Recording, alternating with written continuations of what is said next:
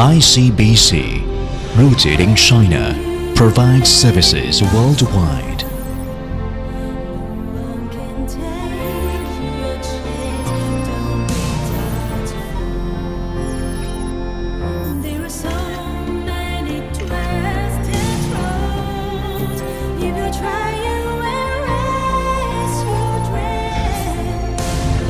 Online or offline, ICBC fully responds to your financial needs.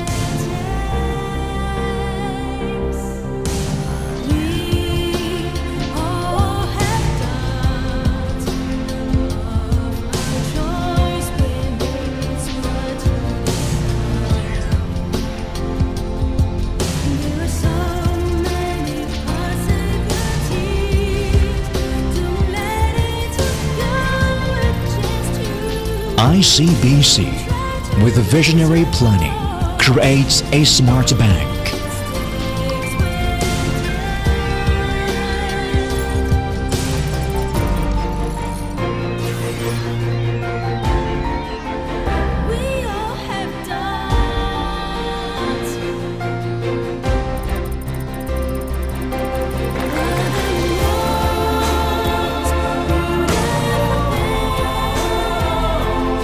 ICBC, with a legacy in banking industry, is committed to innovative cross-sector operation.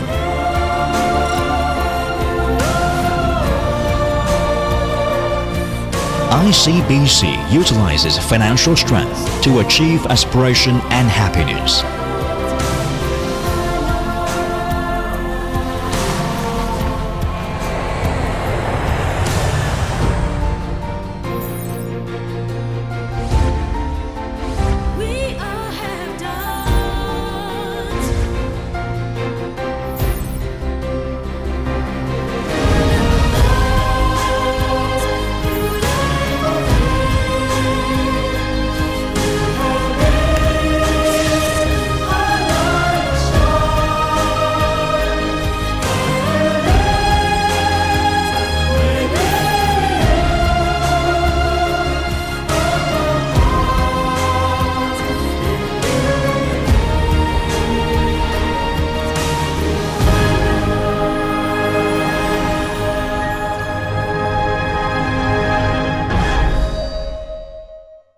全球企业的智慧生态社区。当创新发展与全球服务相应，我们协同。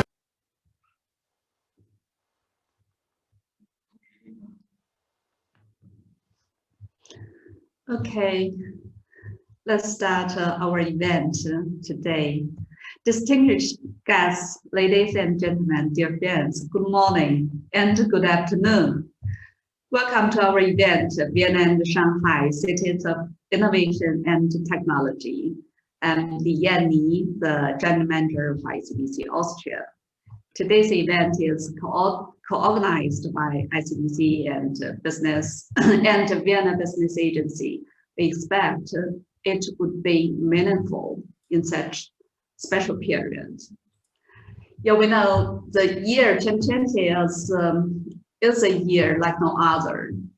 COVID-19 shut down the world and has led to the global recession with unprecedented force and speed.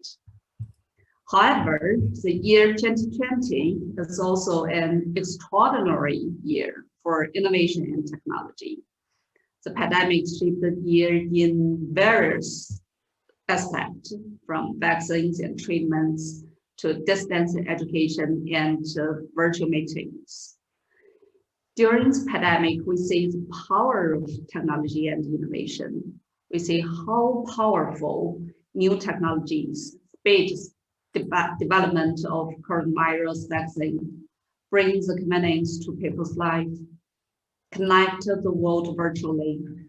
And we see how the technology offers a bright ray of hope in the bleak shadow of the pandemic.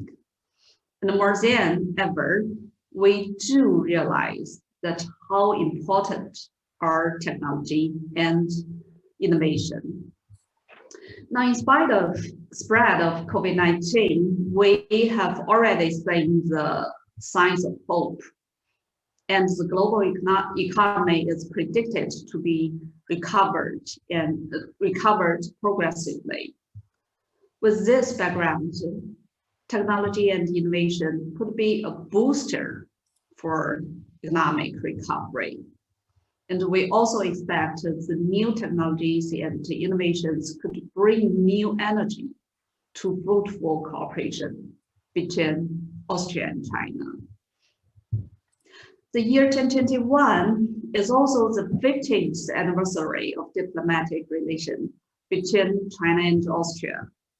Vienna and Shanghai have also been twin cities for many years. We choose to start from here, encouraging bilateral communication, promoting business cooperation, to strengthen the traditional friendship. Therefore, ICBC, with the Vienna Business Agency, bring you to this event.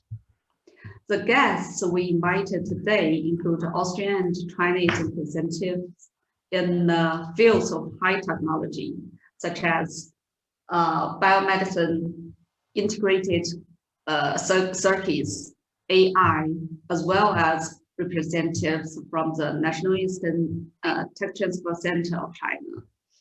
We hope to promote multinational cooperation and mutual benefits through this event. And ladies and gentlemen, I would also like to take this opportunity to introduce a little bit about ICBC Austria. As you probably know, ICBC Austria, as a full subsidiary of ICBC, was officially set up in Vienna in May 2019. Since its operation, ICBC Austria is always committed to be a bridge between Austria and CE and China through comprehensive financial services and products we can offer, and to support local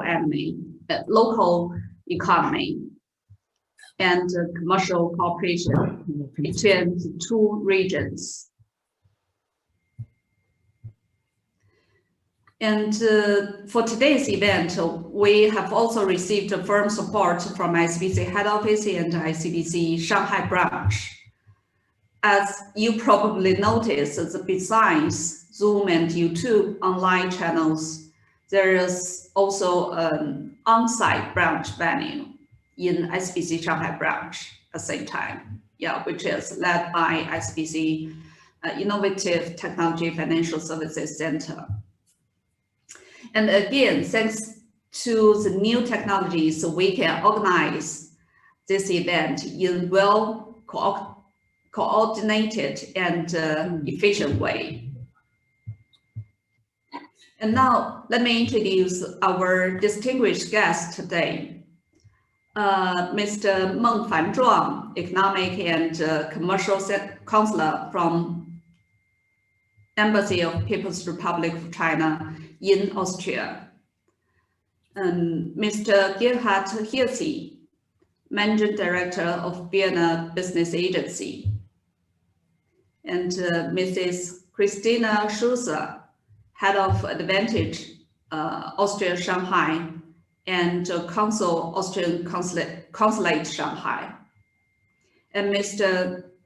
Matthias Grembner, Director of Technology from Advantage Austria, and Mrs. Li Zong, the Deputy General Manager of Inclusive Finance Department of ICBC Head Office. And also the representatives from related companies from both Austria and Shanghai also join today's event. Welcome. And now, firstly, let's warmly welcome Economic and Commercial Counselor from Embassy of People's Republic of China in Austria, Mr. Meng Fanzhuang, to give us a speech. Please, Mr. Meng. Ja, sehr geehrte Frau Li, sehr geehrter Herr Hirzi, sehr geehrter Vertreter der Wirtschaft aus China und Österreich, meine Damen und Herren, es sieht aus, dass ich hier ein technisches Problem habe. Das Video kann nicht gestartet werden, aber ich weiß nicht, ob Sie mich hören können. 能听到我吗?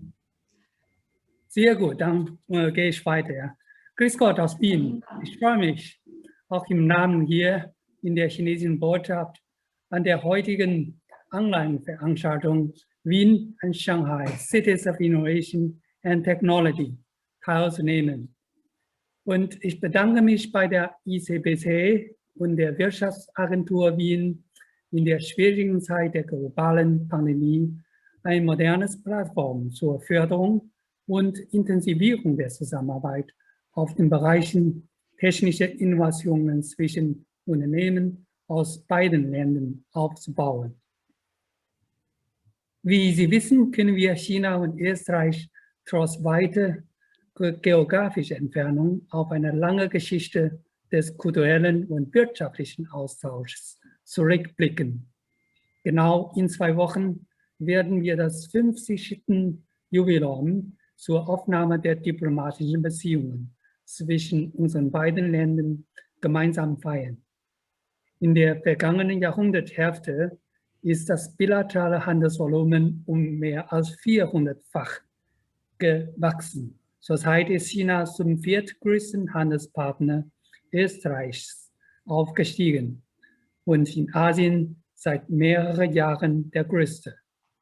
Auch im vergangenen Jahr 2020, trotz den schwerwiegenden Auswirkungen der globalen Pandemie, blieb der bilaterale Warenhandel im Großen und Ganzen stabil, mit einem Handelsvolumen von 10,05 Milliarden $. Laut österreichischer Statistik ist China 2020 erstmal das zweitgrößte Ursprungsland des Imports von Österreich, noch vor den europäischen Nachbarländern. Insgesamt 650 Unternehmen aus Österreich haben bis heute mit 1400 Projekten in fast allen Regionen in China mehr als 2,6 Milliarden US-Dollar investiert und zur Weiterentwicklung viel beigetragen. Und die Investitionsströme zwischen unseren beiden Ländern sind schon lange nicht mehr eine Einbahnstraße. Über 40 Mitgliedfirmen der Vereinigung chinesischer Unternehmen in Österreich unter der Leitung von Frau Dr. Präsidentin Li Yanni sind hier in Österreich durch direkte Investitionen oder Kapitalbeteiligung in den Branchen Maschinenbau, Luftfahrt, Automobil, Telekommunikation und Finanzdienstleistung aktiv tätig. Heuer haben wir in China mit der Durchführung des 14. Fünfjahresprogramms angefangen. Wir bemühen uns gerade, ein neues Entwicklungsmodell der Dualwirtschaftskreisläufe zu schaffen. Und zwar eine Kombination von Inlandskreislauf als Hauptschlüssel und gegenseitig fördernde internationalen Kreisläufe. Die Republik Österreich hat vor kurzem auch einen Comeback-Plan und eine neue Standortstrategie erarbeitet, deren Zielsetzung und Maßnahmen dem 14. Fünfjahresprogramm nah oder ähnlich stehen. Es bestehen gute Möglichkeiten und großes Potenzial durch Kombination und Anpassung der Entwicklungsstrategien unseren beiden Ländern, die bilaterale Wirtschaftsbeziehungen für weitere Schritte auszubauen und zu vertiefen. Gerade in den Hochtechnologie- und Innovationsgebieten wie künstliche Intelligenz, Big Data, Biotechnologie, automatisches Fahren, nachhaltige Entwicklung und so weiter können die sogenannten Hidden Champions und die inzwischen weltweit führenden Start-ups aus Österreich und China gegenseitig lernen und miteinander zusammenarbeiten. Also glaube ich, das ist eine volle Win-Win-Kooperation. Die Hidden Champions sollten und dürfen auch nicht für immer unbekannt bleiben. Aus den Start-ups werden sicher in der näheren Zukunft also viel sogenannte Einhorns entstanden. Aus diesem Grunde finde ich es besonders sinnvoll für die Unternehmen beider Länder, ein solches Plattform wie heute zu haben. Damit wird, hoffe ich, auch eine interkontinentale Brücke aufgebaut. Also eine Brücke, die die zwei weltbekannten Metropolen wie Shanghai und Wien, zwei weltlängsten Flüsse, Yangtze und die schöne blaue Donau, zwei Kulturen und nicht zuletzt auch die innovativen Ideen der Unternehmen beiderseits, also verbindet. Dafür steht auch die chinesische Botschaft jederzeit gern zur Verfügung. Zum Schluss wünsche ich der heutigen Veranstaltung einen vollen Erfolg. Ich danke Ihnen. 谢谢大家。谢谢孟参 Thanks a lot for Mr. Meng's wonderful speech and the warm wish. Yeah, thank you, Mr. Meng. And today we are also happy to invite Mr. Gerhard Hirzi, Managing Director of Vienna Business Agency, to give us a speech. Please, Mr. Hirzi. Yes, thank you. Good morning and good afternoon, ladies and gentlemen. A very warm welcome on behalf of the city of Vienna and on behalf of the Vienna Business Agency to all our friends and colleagues from Shanghai, from ICPC, and of course from the Viennese ecosystem. It's been almost exactly 1 year that we had to cancel our planned trip to Shanghai due to COVID-19. And please believe me, more than once we thought about how nice it would have been to discuss with you future-oriented items and of course to walk over the Bund or through Pudong or look down on your beautiful city from Shanghai Tower. But as we say in Austria, postpone is not cancelled, and we will make up our visit in Shanghai as soon as possible. You can take my word for that. But anyway, to meet on screen is better than to not meet at all. And that's why I'm very happy and glad that ICPC had made it possible that we are able to exchange our prospects and ideas and plans and many other future-oriented items. But before we come to our official agenda, I would like to say some words about the situation in Austria, the recent situation in Austria. You know, Austria has been hit hard by the crisis as every other European country. But things are becoming better right now. The number of new infections is going down quite remarkably, and we are quite optimistic that we will be back to normal within the next months. Vienna, as we talk about Vienna today, in particular, has done quite well during that crisis. Mainly because of its resilient infrastructures in terms of healthcare and its stable administration, in combination with a proactive testing strategy. I think we can claim that we have become PCR world champion in testing within the last 4 weeks. Every Viennese citizen gets 4 PCR tests, and PCR is the gold standard in testing every week for free in order to protect themselves and their environments. And every citizen means, of course, every employee in every company in Vienna.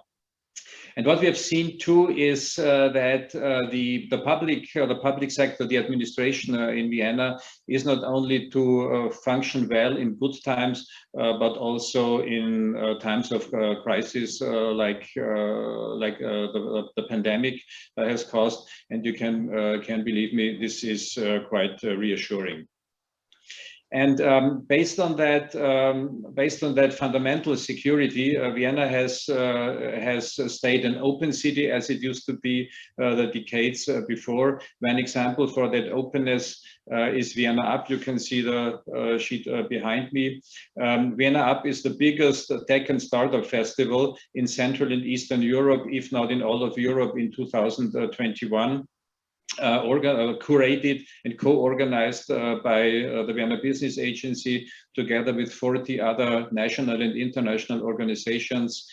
Today is the last day of 16 days, more than 100 conferences covering many industries, almost all industries, from life sciences to social impact business.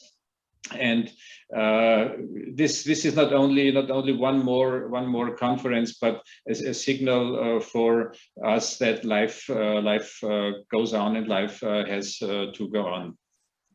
But nevertheless, the last year has been dominated by viruses and antiviruses, by vaccines and by mutations, and we are more than happy that we are able to now to talk about bits and bytes, to talk about business plans, to talk about innovative projects, to talk about expansions of our most innovative and best companies. And we are very happy that we are able to do this together with you.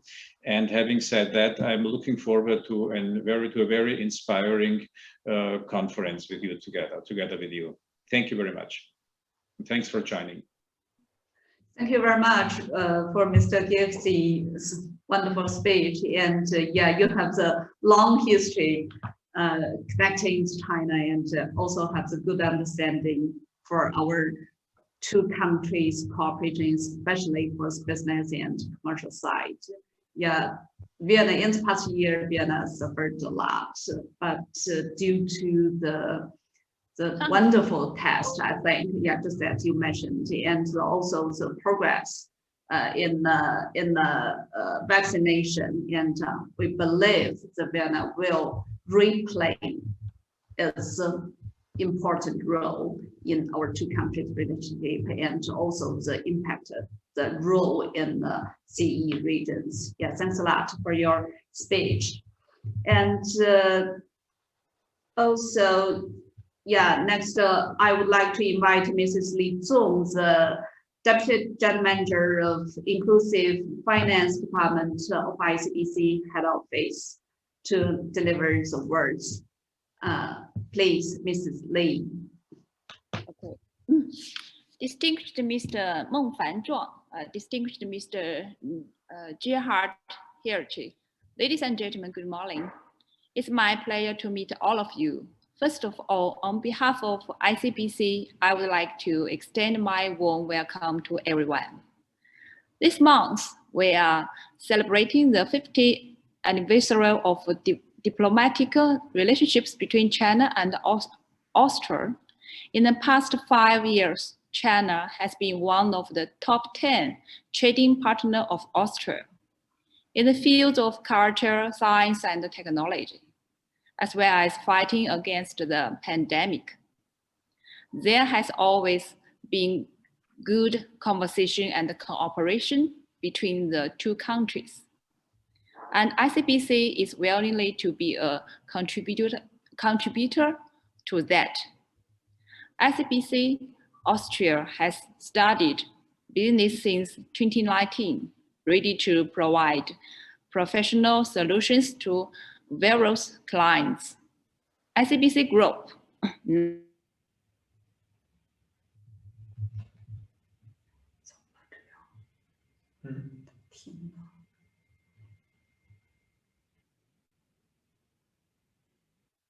Excuse me, is there the issues for system? I've continued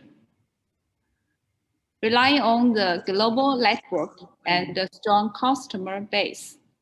ICBC has been committed to supporting customers to integrate into the global industrial chain, supply chain, and value chain, and to achieve cross-border cooperation in the field of goods, service, technology, projects, and capital. Since last year, the COVID-19 outbreak has caused enormous disruption to the global economy.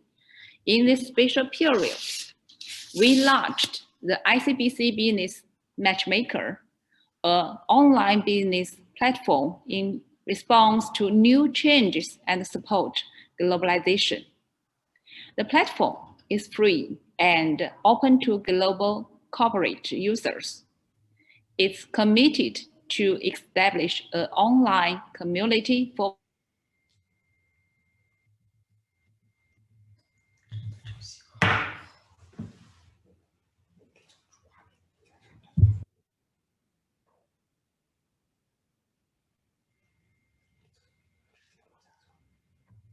Is there a little bit still the signals issue or?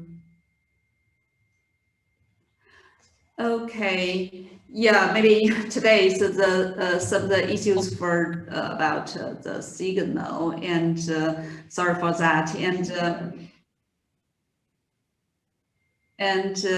yeah, let's continue our event, and thanks a lot for our first part speaker, and let's to start the keynote speech today. And here I will give the floor to Mrs. Hu Ruiqi from ICBC Head Office. She will introduce ICBC's online matchmaking platform to promote business cooperation around the world. So please, Mrs. Hu.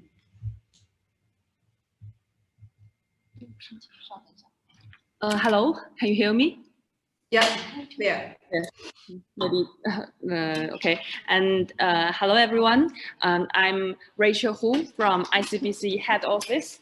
And today, I'm going to give you a short introduction of our ICBC Business Matchmaker. And as Mrs. Lee stated before, this platform is a free digital platform to help companies from China and overseas to reach cooperation on commodities and products and capitals and so on. And today, my introduction will show you how the platform works and what it will help us to reach our cooperation. Let's see my presentation. Okay, it's called ICBC Business Matchmaker, and this platform, well, now it's a website. The website address is https://match.icbc.com.cn, and you can also reach this website. You can see there's a QR code, and this is the website address on our poster, and can experience by yourself. It's free and open to all over the world. Now let's go back to the overall introduction.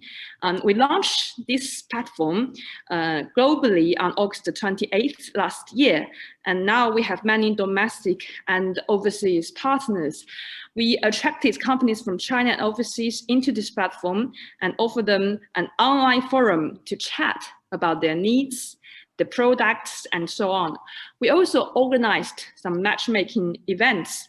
During the events, companies can talk face-to-face, whether online, like us today, or at Xing, like what was happened in last year's CIIE, or the China International Consumer Products Expo this year.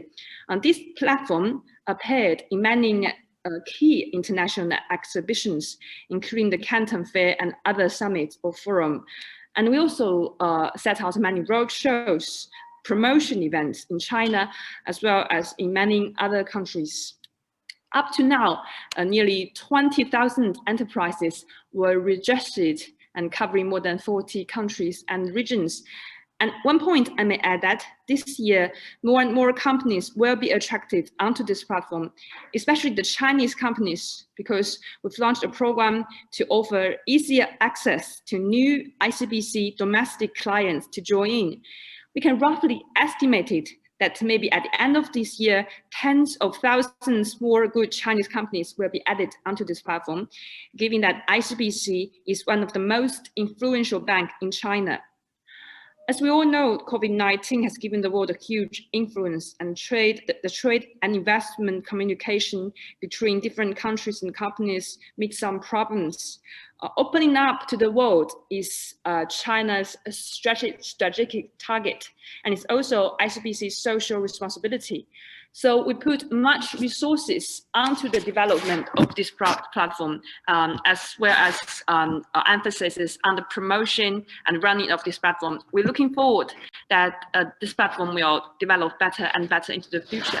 So what is the platform? As I already told you, it's an online society, and it's an easier way to reach out to your potential customers, your potential suppliers, and expanding your business into the worldwide marketplace. So we have four key platform features: events, marketplace, information, and featured area. The marketplace feature offers domestic and foreign enterprises a forum to post their advertisement, their products, their needs online free of charge, and can leave messages for negotiations. And they can also leave their need about financial services, which ICBC can offer. It's more like a B2B aggregation or a Facebook or Instagram for companies. If you're interested in them, favorite them, send them a message, or you can even send your name card, which includes your mobile number, your language, your email address, and so on, or invite them to a nearby matchmaking events, which I will state later. I think one point for this marketplace and our advantage is that we've already made global strategic partnerships with many institutions, both in China and from Argentina to Malaysia to Singapore to even Italy and many organizations. So their member companies can join in this marketplace. Through this connection, the quality and the quantity of the online societies were guaranteed. Now we go to the second feature, events. Last year in August and in September, in October and in November, and maybe this month, we hold many matchmaking events, and in Africa also, and covering many continents all over the world. During these events, it's online or at scene, companies can talk face to face, and they can send invitation to their potential partners, and we make some intelligent matching between the suppliers and the needers and the customers, and we have some artificial intelligence calculation to match one by one and to give them good chance to talk with their partners. And we offer some volunteers majored in translation and majored in financial services to serve as assistants to the matchmaking events. For instance, you can see in this picture, this is last year's CIIE matchmaking events. Each table contains two business partners. This is the company A, this is the company B, and we have a meeting assistants here can do the translation work and also the meeting assistance work. In this events, nearly 80 desks and 80 meeting rooms are in this events, and companies can talk freely and face to face. This is a offline event, and you can see this is an online event, and it's between China and Malaysia in last August.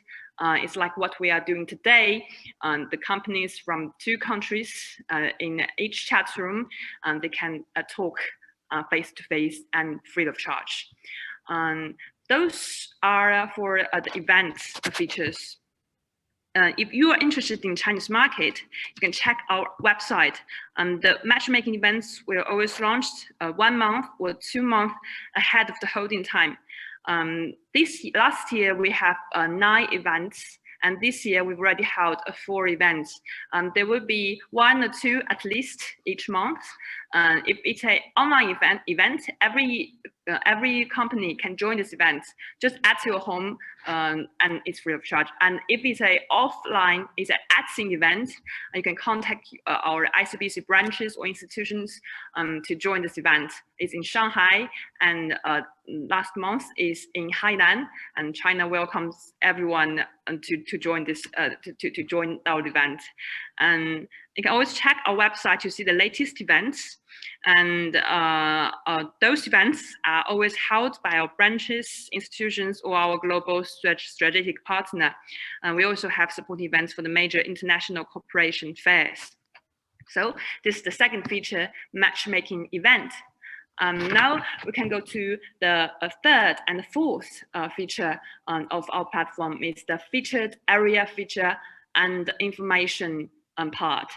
Those two features were developed this year. It was just developed in April. And for the featured area part, it's an area specialized in certain region or certain industries. We also have many latest news and research reports about this industry in order to provide specialized and comprehensive inclusive finance services. So if one company was interested in a certain area, and maybe it's technology, information technology, they will find a place called they will find a featured area place called information technology specialized feature. And in this area, they can see the companies specialized in the information technology, and they can post their needs and products about so on. And they will see events concerned about this topic, and they will find news and policy research report about this topic, and also Chinese companies related to this topic. Also, they can see, find the financial service. So this featured area page is like a mini homepage for this platform, and it helps companies more concentrate on one topic. We build this part, in short, we just build this part to in order to provide specialized service. And you can see the fourth feature, the information part, where it's more detailed about what I said before, the news and policies. We have global coverage and information and policy information, or exhibition information, financial analysis and risk inquiry, all of them offered to our platform users to help them to get in touch with their business area, and to offer them better better news and better chance to reach the cooperation intention. And this is the fourth feature. Those four parts, information, featured area, matchmaking events, and marketplace, they form our matchmaking platform. And I believe in the future, we'll develop more and more features and offer better and better customer experience of our platform. Those four parts are what we've done. And in the future, with our customers' feedback, we'll have more and more better ideas to serve our needs. Coming to the platform advantages, as I said before, ICBC is surely the most influential Chinese banks in China. So we have about 16,000 domestic outlets in China, and we have the most corporate customers, the biggest customer base of corporate customers. So if you reach onto our platform, you have a better chance, sure, maybe the best chance to reach out to Chinese customers, your potential partners of the industrial chain. And we have nearly 670 million personal customers. And also we have our fintech advantages, ranking first among peers, and we have many outputs into the fintech area. So this platform actually serves as a bridge to bank and to the enterprises all over the world, and to bridge to serve between Chinese companies and foreign companies all over the world.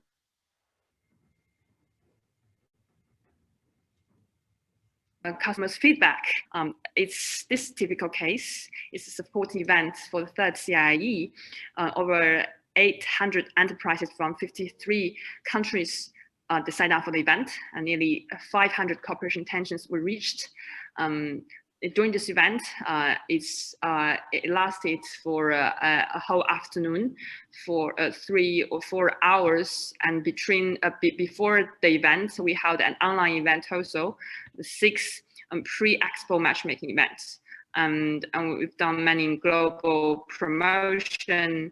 And we have, during this event, we have 5 featured areas, and this event was the media, they focus on this event also. And last year we also held this China-Africa Economic and Trade Cooperation Online Conference. And this is a online matchmaking event. You can see 200 participants, they joined this events, including some government agencies in Africa and enterprises and business associations. And it reached over 20 countries that joined this event. And the rate of cooperation intentions reached was around 80%. And also, as I've said before, the strategic partner, this is one of the example, is the Leading Talent Program of Ministry of Information and Technology of China. And so in this, with this strategic partner, we hold specialized matchmaking events, and we offer easier access to the members of this program to join our platform. So as I said before, it's a website, but you need a username and a password to join this platform. So with strategic partner, we just offer them a username and a password, and they can just join our platform free of charge. But if you are if you are not in any association, or if you are not a member of our strategic partner, you may need to register by yourself. You may need to send maybe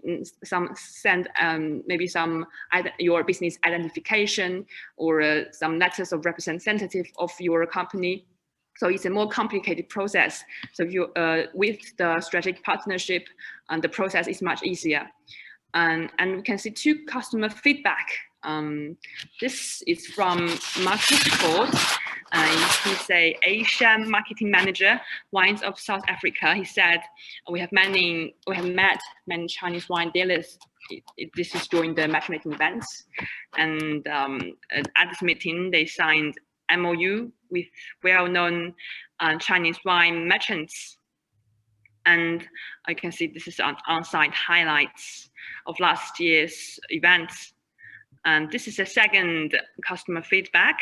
It's from a Chinese customer. And she said, I just talked to a Kenya company about coffee beans.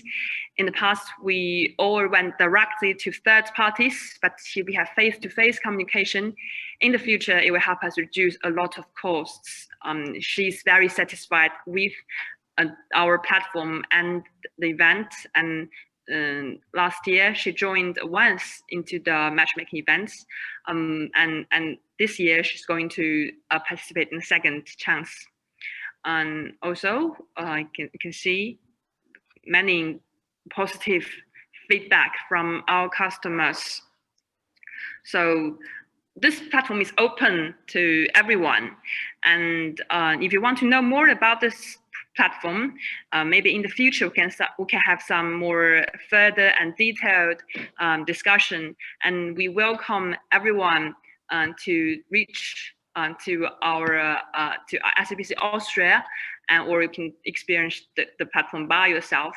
And if should you have any problem, just contact us. we leave this contact page to you. And if you have your phone, you can just scan this QR code or try to experience this website. So that's it for my today's introduction. And I'm sorry about the signal problem before, and hope you have a pleasant meeting. So thank you. Yeah, thank you, Mrs. Hu. Yeah, a lot of information and examples. Yeah, the history of this platform is not so long, but as I know, it's quite helpful. Yeah, just based on that the pandemic, and ICBC make use of technology and set up this platform and connected the clients. So I just suggest our clients, to visit the website and to find more opportunity. Thank you, Mrs. Hu. And should you have any questions regarding the solution, and you can leave your questions online, our client managers are ready to answer the questions afterwards. Okay.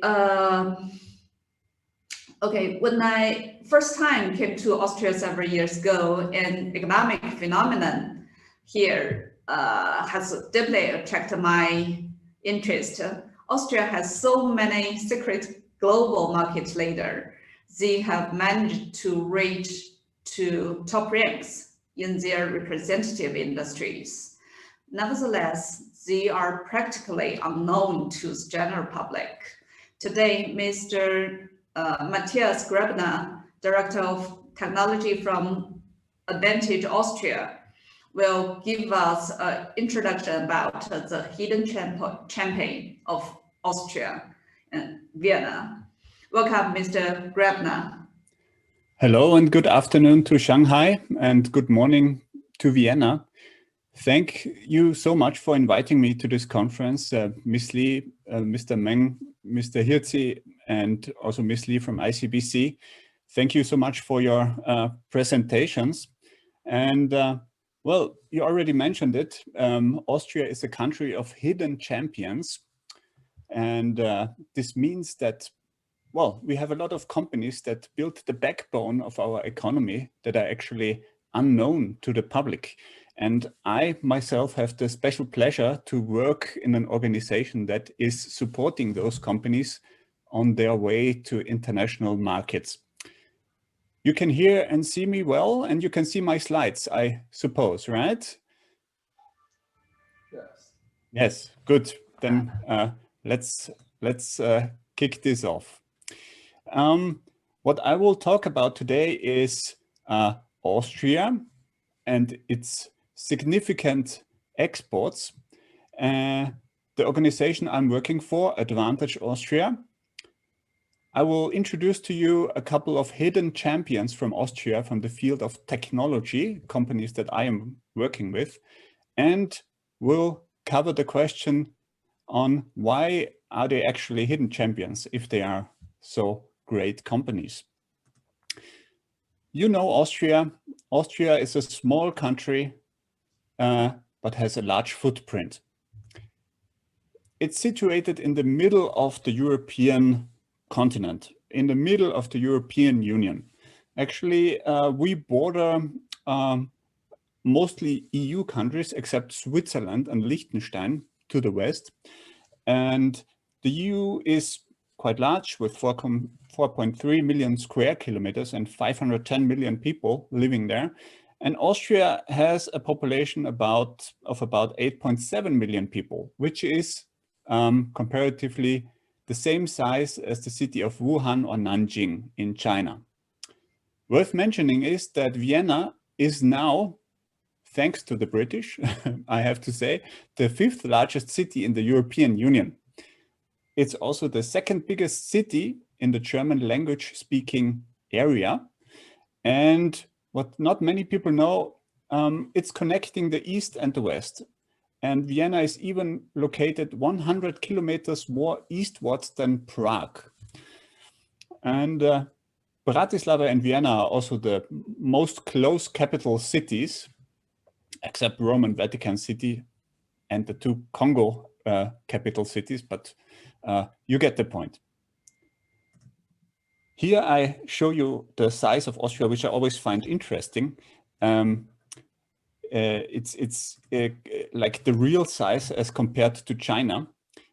Vienna is about here, and here 2 million people are living, so about a quarter of the Austrian population. And to get here, we need to drive the car or the train for about 5 hours. Yeah?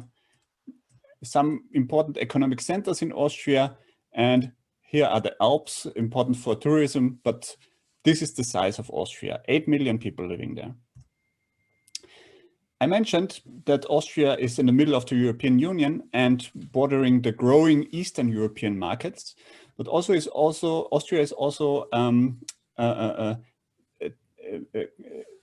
part of the so-called blue banana in the west of the European continent. And as a fact of these two conditions, Austria is the home of more than 300 international companies. Many Fortune 500 companies choose Vienna as their location, as their headquarters for the CEE market. We have a high proximity to the target market, good infrastructure, and Vienna is the city with the highest quality of life, which makes it easy to attract talent. And Austria, of course, as a small country, for us it's very important to export, and more than 50% of the GDP is earned outside of Austria. What do we export? Austria has a very high economic complexity and is very deeply embedded into global supply chains, but generally speaking, we export a lot of machinery, chemicals, iron, steel and metalware, motor vehicles and car parts, and so on and so on. Our most important export destinations are, of course, Europe, but after Europe already, Asia and China is one of our most important trading partners and growing. And this is the mission of Advantage Austria. We are the internationalization and innovation agency of the Austrian economy. We are Austrian companies' partner for their international business. Export, import, foreign investment, country information, international industry developments. We present Austrian companies abroad, mediate business contacts, advise on initiating and processing business, and help solve problems, and also bring global trends to Austria. We have 100 offices around the world and 800 employees, most of them not being Austrian, but being local employees from 80 nationalities. We host a lot of events like trade shows and business missions. And here you can see our global footprint. And if you look closely on this map, you can see that we have 8 offices in China, from north to south, from east to west. And yeah, we inform, we connect, we advise, we position, and we often do that with hidden champions from Austria, the backbone of the Austrian economy. And my friends from China and other countries from Asia are always surprised when I say, yeah, nobody knows these companies in Austria, because they ask me why. And I always say it's hard to explain, but usually people from Austria know 2 companies from Austria that are often mentioned: Red Bull, the energy drink, and Swarovski. I'm sure you all know them as well. These are consumer-facing companies that are hugely successful. But when talking about the most successful and innovative Austrian companies in the technology field, nobody can name them. And I will introduce you a couple of them. Let's take the company TT Tech, for example. They are the technology leader for robust networked safety controls. And the company's solutions improve the security and reliability of connected electronic systems in the transportation and industrial sectors. So as you can imagine, the vehicles that you see here, be it cars, planes, spaceships, ships, they are all very complex IT systems actually, and the single parts have to communicate with each other.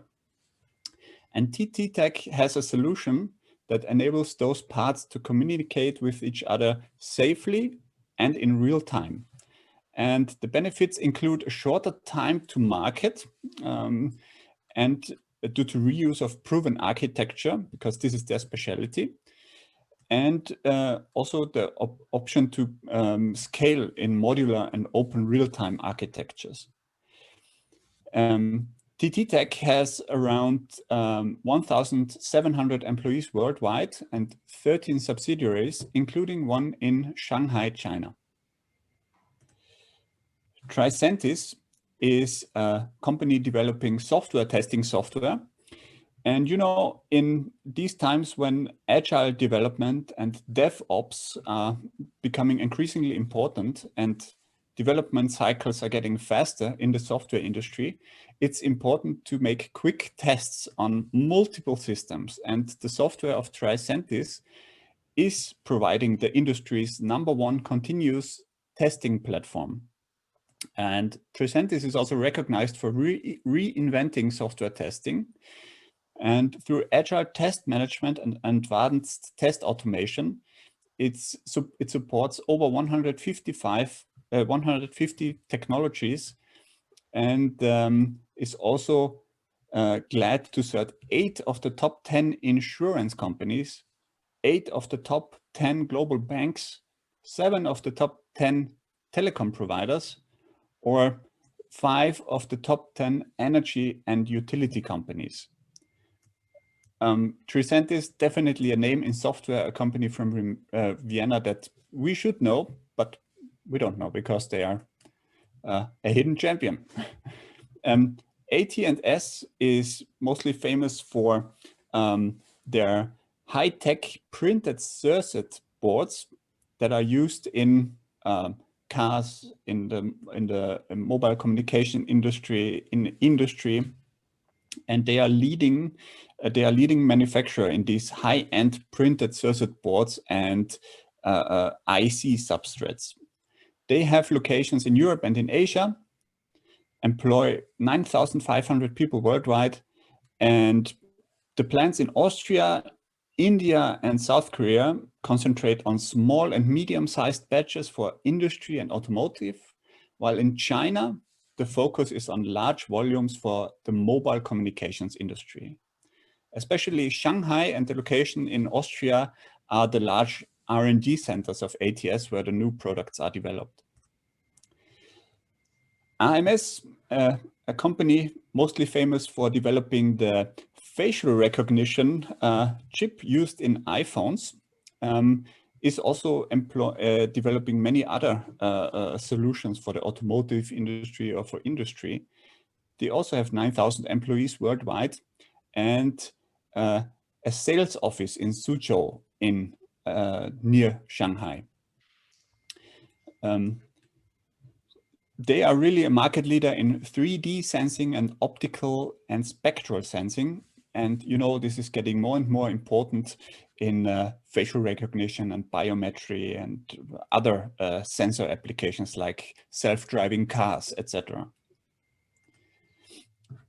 A company in Vienna, Frequentis, is the world market leader for solutions for control center solutions. So if you take airports, if you take public services like fire departments, police, other critical infrastructure, Frequentis is providing the infrastructure on which those organizations communicate safely and quickly. They have over 50 subsidiaries worldwide and over 1,800 employees. And they have been founded in 1947, so quite a long time ago, quite a competence that they built up. Or let's take the company Schiebel, for example. They developed a revolutionary technology with their camcopter unmanned air systems. There's this state-of-the-art technology used in surveillance, reconnaissance, or even resupply. So you can imagine like oil drilling platforms. Schiebel is able to resupply them with necessary goods with the camcopter, where otherwise helicopters had to be used. And they have facilities in Austria, in Abu Dhabi, in the United Arab Emirates, and in the USA. Well, just quickly, what makes a hidden champion actually a hidden champion, and why are they still hidden? Well, hidden champions are particularly characterized by the fact that they are market leaders in narrow niche markets. This focus is a deliberate strategy of concentrating on small and mostly premium market segments, which means that hidden champions are not in price wars with corporations or large companies, because the market volume is too small for large companies and the market entry is just not worthwhile for the large companies. And this means that hidden champions can grow without being forced to compete on price or quantity and cost leadership. And hidden champions usually achieve very high margins because they are out of competition and can grow undisturbed over a long period of time and concentrate strongly on the needs of their customers without cost pressure or shareholder pressure. And I quickly tried to summarize the aspects that make a hidden champion in economic aspects, public aspects, and competition aspects. A hidden champion is the top 3 of their industry on the world market. They are extremely specialized and develop with their clients. And because of their small size, they are innovative and dynamic. They are little known in public because what they do is so special. And it's mostly B2B business and delivering a certain part of process or technology. They are owner of family run, which makes them independent. And their employees stay with them from basically school until retirement. And this is a know-how build-up that is incomparable.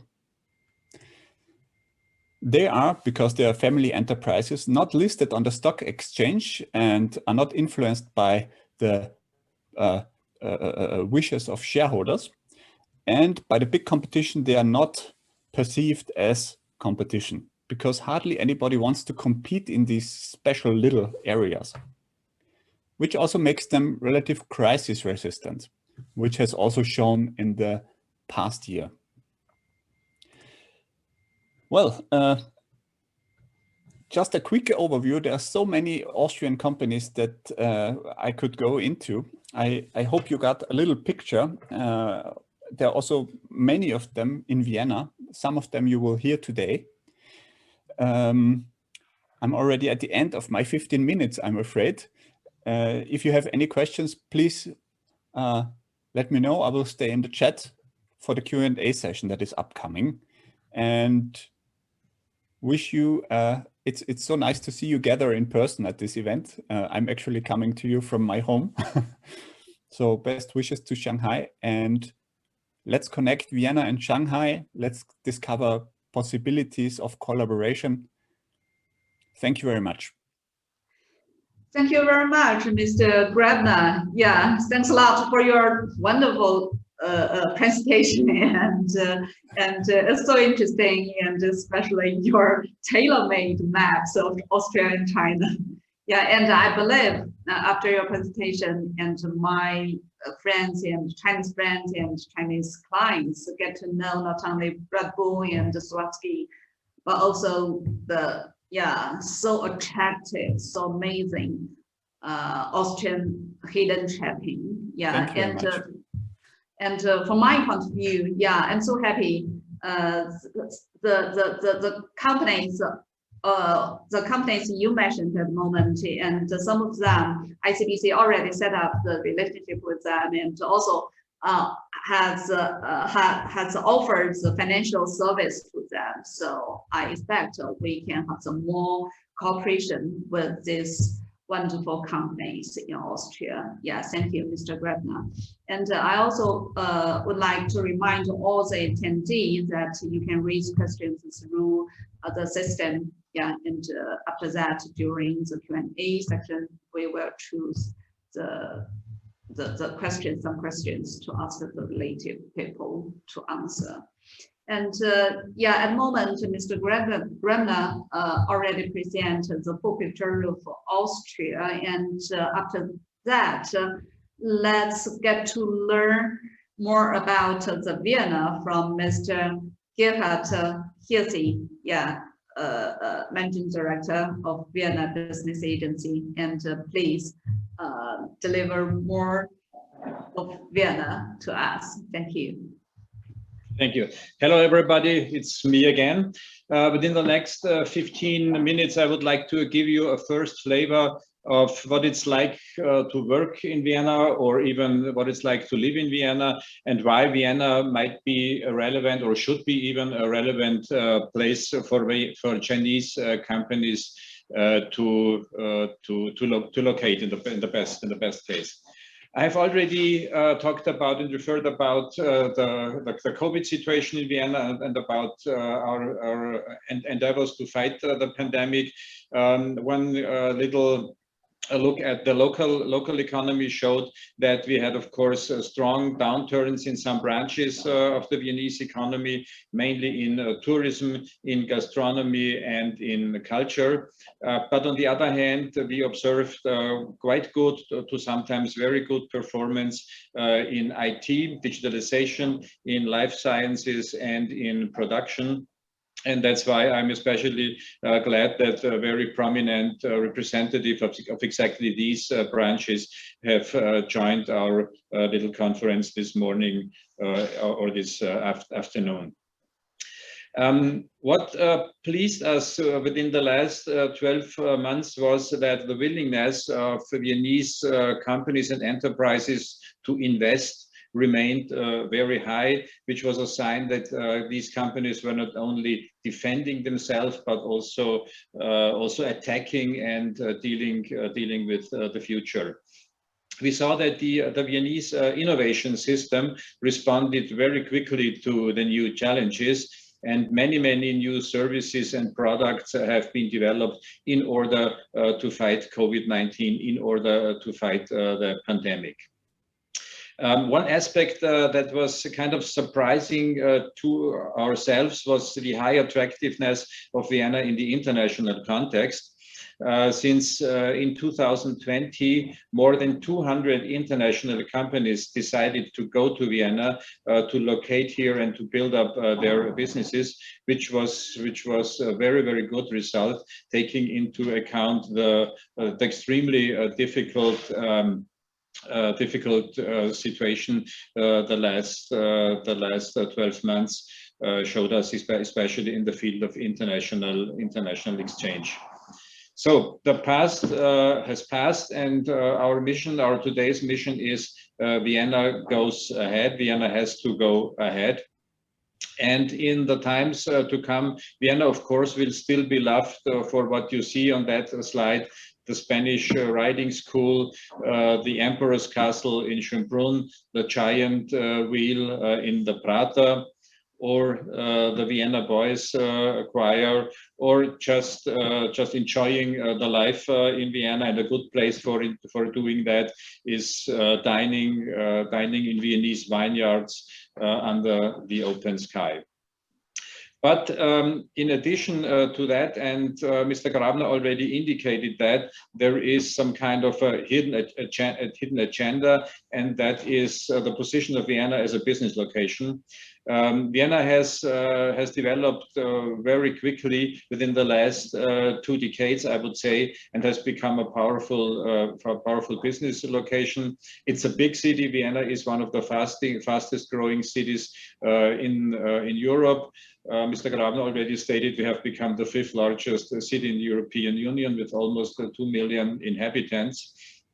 And a fact that reflects the economic power of Vienna very impressively is that Vienna's GDP Vienna's gross domestic product is as large as the GDPs of Croatia and Slovenia combined. This sometimes also surprises many Austrians, and I have to admit it even surprised us when we got to know that for the first time. Vienna's GDP per capita is almost double the EU average, and within the last years, at least two decades, I guess, more than 200 international headquarters have set up their business in Vienna, are located here in Vienna, mostly servicing the Central and Eastern European markets. What is unique, and it has been indicated already too, Vienna is a perfect gateway between the East and the West, located in the very center of Europe. Every European capital can reach by plane within 3 hours flight. And I think I can claim that rightly, that no other European city has comparable expertise in Central and Eastern European markets, because since the breakdown and the fall of the Iron Curtain, countless service providers have emerged in Vienna, from banks, insurances, tax offices, law firms, business developers, with very specific knowledge in dealing with Eastern European countries. And that made possible that Vienna is able to offer kind of a bridging function for market expansions in both directions, westwards and eastwards.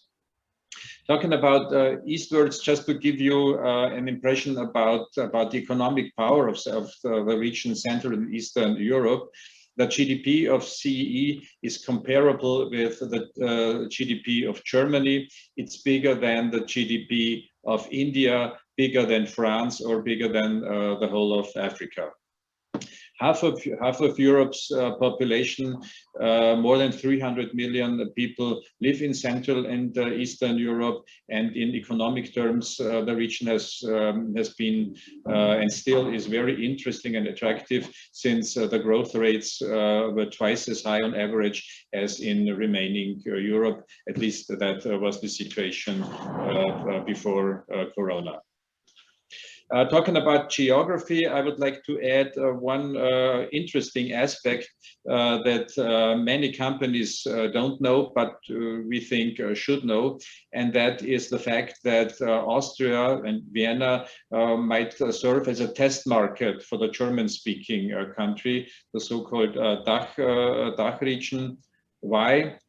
Because Austria is of a manageable size. Austria is very neatly arranged and overseeable. Austria offers a stable business environment and very well developed structures, hand in hand with a higher purchasing power of the Austrian population. And the consumers in Austria, especially in Vienna, are very demanding. If I may say it that way, if you make it in Vienna, you make it everywhere else in the world. Examples for that strategies for companies who followed that strategy are McDonald's, Avis, very well known to you, of course, Huawei, ZTE, some German utilities, and Italian Campari. My next aspect is not related to geography, but of a very big, great importance. Vienna is a city that is, let's say, full of science. Vienna is the biggest university city in the German-speaking countries. Almost 200,000 students work and live in Vienna. 30% of these coming from all over the world. They are doing that in 23 universities. Vienna is home to 2,200 research institutions that employ almost 50,000 researchers. All that is reflected in an extraordinarily high R&D quota with 3.7%, which is way above the average of the European Union. And one instrument that cannot be emphasized often enough is the what we call research premium, the 14% research premium of the Austrian government, which means that every dollar a company invests in research and development is being reimbursed by the amount of 14 cents. This is cash money that goes back to the company from the Austrian government. And in addition to that indirect support, there is a big range of direct supports, direct funding. We estimate that every year on average $200 million US of public funding, non-refundable money is going to the private sector for innovative investment. But in the next 2 or 3 slides, I would like to focus on Vienna's areas of excellence. I have chosen 2 of them because they are the biggest ones. So please have in mind that there are several other areas of excellence, but going into these into detail would go beyond our scope. The first industry I chose is ICT, is digitalization. Vienna is one of the largest IT metropolises in all of Europe. The annual turnover of Viennese ICT companies is more than 20 billion US dollars. 6,000 companies employ 55,000 employees. And it's kind of a paradox that this revenue, this ICT revenue, is 4 times higher than the revenues of the tourism industry. And paradox because everybody thinks that the tourism industry is the #1 industry in Vienna. So from this minute on, you know, this is not true. It's completely different.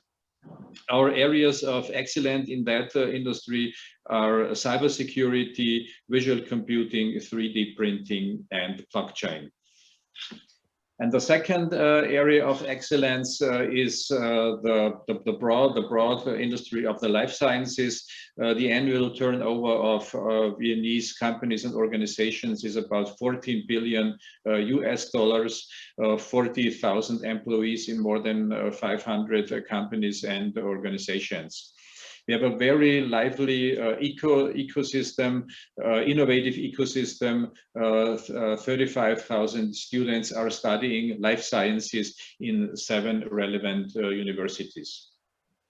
The life sciences is one of the industries where we have the most promising startups every year, and indicating that is that 2 of the biggest exits within the last 5 years of Viennese startups stem from the life sciences. And very important, of course, for the whole ecosystems are hospitals. And Vienna, as the capital of Austria, hosts almost 50 hospitals with almost 700 patients being treated every year. And all that I've mentioned is embedded in an exceptional quality of life. Vienna has been elected the most livable city worldwide 10 times in a row. One contribution to that is, just to give you one example, 50% of Vienna's area is dedicated to parks and lawns. So Vienna is not only a big city, but also a green city, so a big green city. And one anecdote, maybe the city of Vienna is the owner of an own winery. Wineries are quite relevant for Vienna. 3 million liters of wine are being produced within the city borders every year, and I guess the Viennese people are not only producers but also good consumers of the wine that is being produced here. But that doesn't mean, of course, that we are only drinking wine. Viennese people also drink water, and when they water, they drink it normally from tap. When you talk about quality of living, you have to talk about public transportation, of course, because we believe this is one of the biggest contributors to quality of living. So that's why the share of the public transportation is rising almost every year.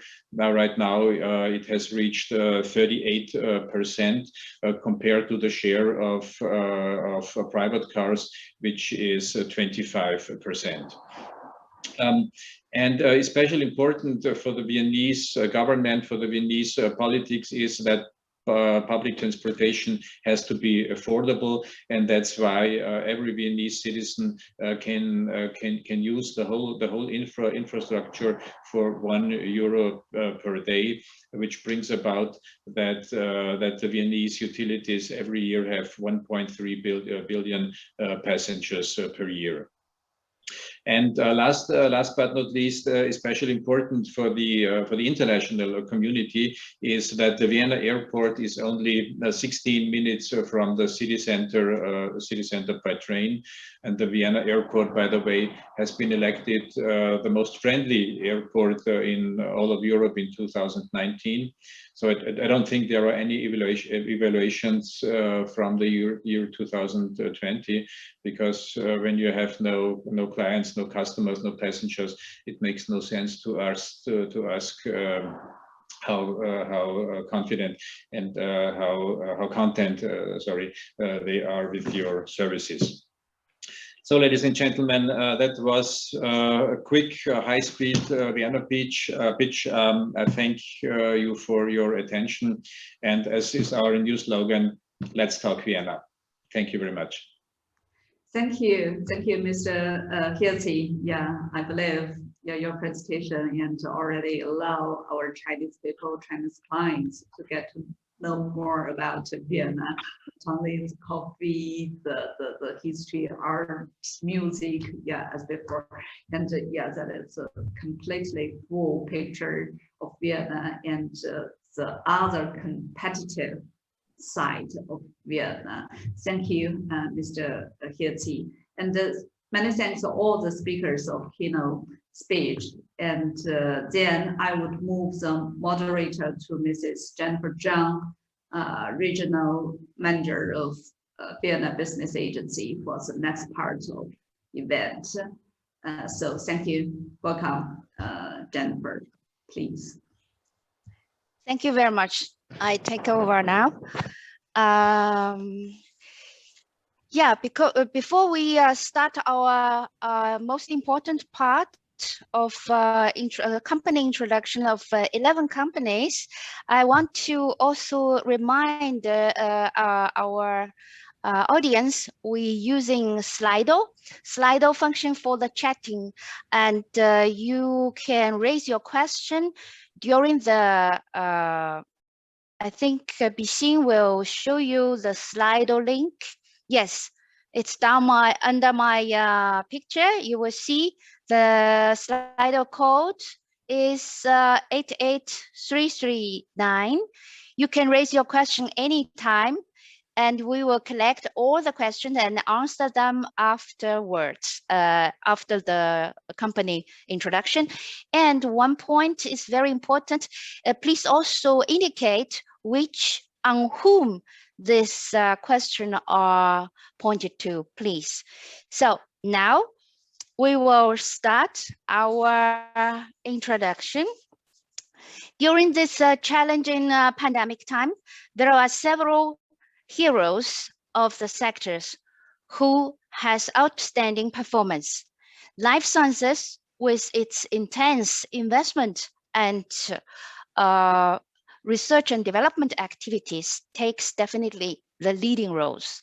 So today, we are very pleased to have two companies from this sector. The first speaker will be company Apiron from Vienna. Apiron Biologicals is a private-held European biotech company based in Vienna, Austria, focused on the discovery and development of treatments of respiratory diseases and novel cancer immunotherapies. Let's hear the presentation of Mr. Peter Lynn Davis, CEO and CFO of the company Aperom. The stage is yours, please.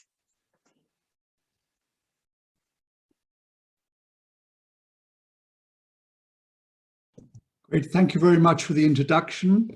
I am actually based in Vienna, even though my accent is probably more British. That is my background, but I have been in Austria for many, many years. And I'm very proud and grateful that we can introduce Aperom Biologics to you. And I will share my screen now to show you a short presentation. Give me a second, please.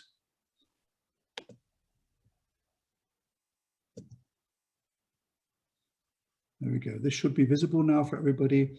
So Aperom Biologics represents next generation therapies and technologies.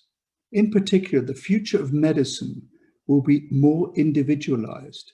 In the past, drugs were developed for many diseases like chemotherapy for cancer and other examples, but it had a broad coverage and many side effects. One of our goals is to prevent side effects and provide safe and simple treatment. So Aperom Biologics has a successfully commercialized product on the market which treats cancer therapy. In particular, Qarziba treats pediatric neuroblastoma, which is a rare cancer for children under 12 years old, and very unfortunate that these children have the cancer already when they are born or even in the womb of the mother. This provides revenue to our company, and therefore we are happy to see this being invested in our technologies. These technology platforms are, on the one hand, ACE2, which we treat COVID-19 with, and on the other hand, in broad cancer indications, and if you're an expert or not, the checkpoint inhibitors, which are in each cell of the body, prevent the tumors from living, but create the system that makes sure that the killer cells kill off the cancers. We have a strong pipeline with, for example, the RAS system modulation, which I'll come to later, personalized immuno-oncology therapies, CBL-B, and of course, further immune oncologies and novel therapies. Our partners are EUSA, Sanofi, Evotec, and other universities and research institutes. And we're a founding member of our biotechnology association, Biotech Austria, which has brought together all the companies in this field to support them to create a view and also to make sure that people outside of Austria know more about us as a hidden champion. We have further inflection points coming up. For example, the approval of APN-01 in COVID-19. We have the innovative cancer drug coming up in phase 2, but also the approval in our marketed drug in China and in USA coming up. So let me briefly talk about recombinant ACE2. So as you might know, the pandemic is not over, particularly not in Europe, particularly not in the US, in India, or in South America. It's a long way to go. The vaccines help, but there are still many patients who need a treatment. Even though they get vaccinated or not get vaccinated, there are still many patients who need a treatment. So our drug works in 3 ways. Let me go through this very quickly. On the left-hand side, we prevent the infection through the virus. So just to explain, if you can see the blue double line is the cell membrane, and the virus enters the body and then goes into the cell using a receptor called ACE2. When it enters the cell, then it infects the whole body with the virus. We prevent this happening through virus neutralization. We have, and these little blue things here, ACE2, which is an imitation of ACE2, which makes sure that the virus soaks up like a sponge and leaves the body and prevents infection.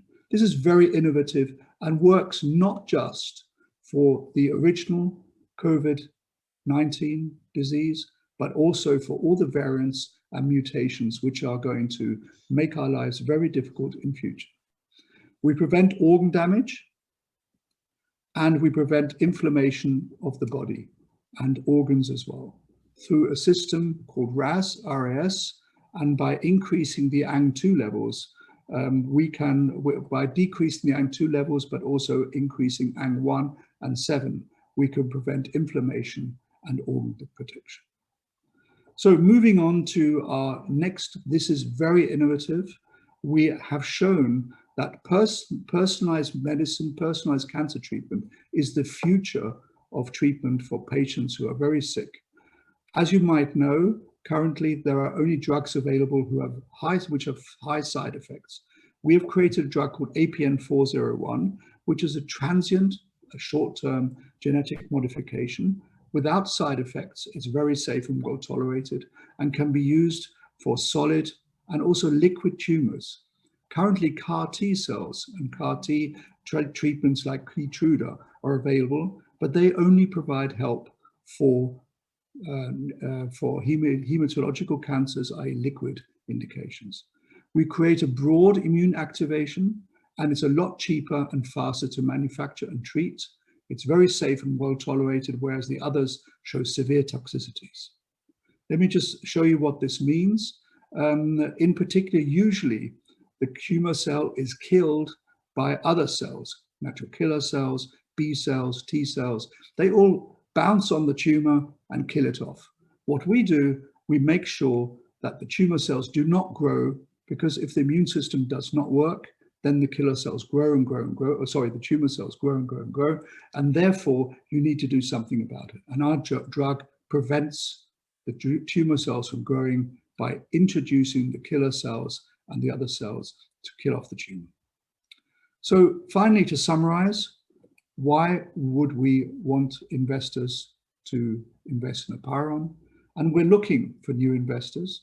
So we are going through a funding round right now to provide our clinical trials and to provide further development of our COVID-19 drug.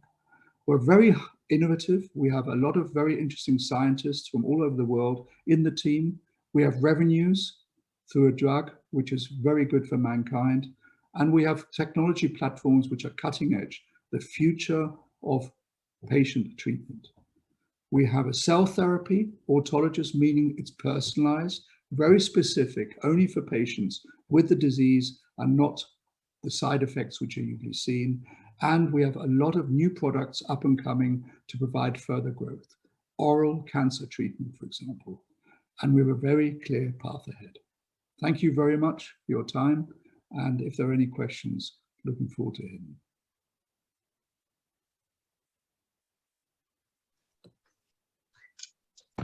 Thank you very much. Next, we will invite the company Fosun Health Fund, Mr. Stephen Song, to make a speech. Fosun Health Fund, the first innovative drug VC fund initiated by Fosun Pharma, aims to mainly invest in biotech-focused projects with innovative technology and rapid growth potential in the initial and expansion stages.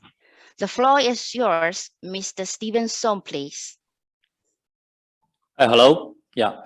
Good evening and good afternoon. Yeah, this is Stephen from Fosun Pharma. Yeah, actually, I'm from Fosun Health Fund. We are a corporate VC, a CVC from Fosun Pharma. Okay. Fosun Pharma is, you know, Fosun Pharma is a leading healthcare group in China. And Fosun Pharma was established in 1994. And until now, the annual revenue for our company is around $5 billion. And we have a pharmaceutical, medical device, medical diagnostic, and healthcare service in China. Around 80% of our revenue are from China, and we have another 20% revenue from our overseas market. And we also have several offices in different countries, in US, in Europe, and in India. So yeah, you know, innovation is very important for pharmaceutical for pharmaceutical industry. And around 10 years ago, we started our footprint for the innovation all over the world. 10 years ago, we established several platform company like Henlius, like Fuchuang. It's some innovative pharmaceutical company in China, and several companies have their office in UK and in US. Every year, Fosun Pharma will spend around $600 million in our R&D. So currently our R&D is very important, and yeah, you know, our business model is very flexible. It's very flexible. We have equity investment, joint venture, licensing, and some other kind of collaboration model with some overseas partners.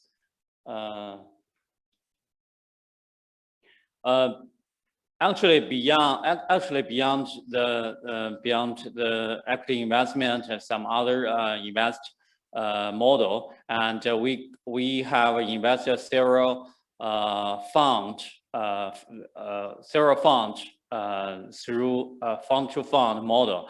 Yeah, you know, we spend around $500 million to be the LP or GP of the several famous funds in the world, such as Pontifex. Pontifex is Israel fund with perfect performance during their investment, and we also have its collaboration with several funds from Harvard University, Cambridge University, Oxford, and also Berkeley University. And actually, the financial return is not our priority for when we invest the several funds. We focus on the long-term collaboration with their portfolio company of the several funds, and we have the priority right for their product and their technology in China office in China market. Now we focus on several fields like immuno-oncology, cell therapy, gene therapy, RNA therapy, and stem cell, and some other innovative field in pharmaceutical in pharmaceutical industry. Okay, and now we have several model like the JV model, like the VT model, like the licensing model. For example, the JV model. 4 years ago, we established a joint venture with Kite Pharma. Yeah, you know, Kite Pharma is the first company to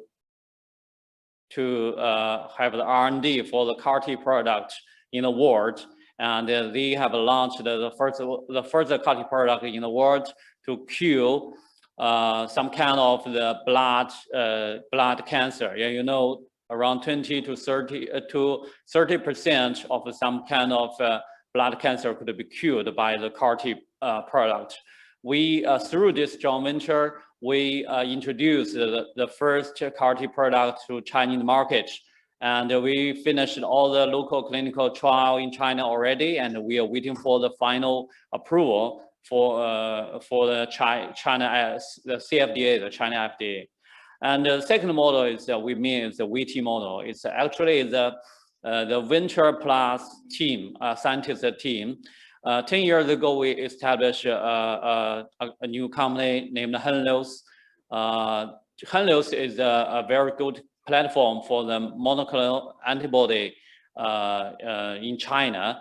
It's a top 3 monoclonal antibody platform in China. And 2 years ago, Henlius launched the first biosimilar product in China, and also launched the first biosimilar product in European market. 2 years ago, also Henlius was have IPO in Hong Kong stock market, and the total valuation is over $3 billion.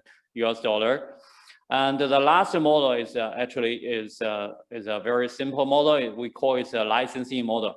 Yeah, you know, early last year, when we have the COVID-19 cases in China, we established, we have the collaboration through licensing model with BioNTech.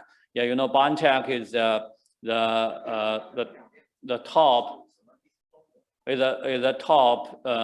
mRNA vaccine for COVID-19 in the world. Now we finished all the clinical trial in China already, and we are waiting for the final approval, just like our CAR-T product. And now this product was have launched in Hong Kong and Macau already, and we believe very soon our product could be launched in China market. And we also plan to establish a new facility in China, and to have some local manufacture.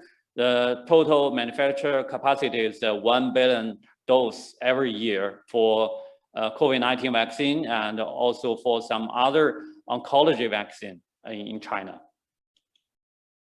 And now our fund, yeah, you know, we are CVC, we are a corporate VC capital under Fosun Pharma, and our size is 1.5 billion RMB.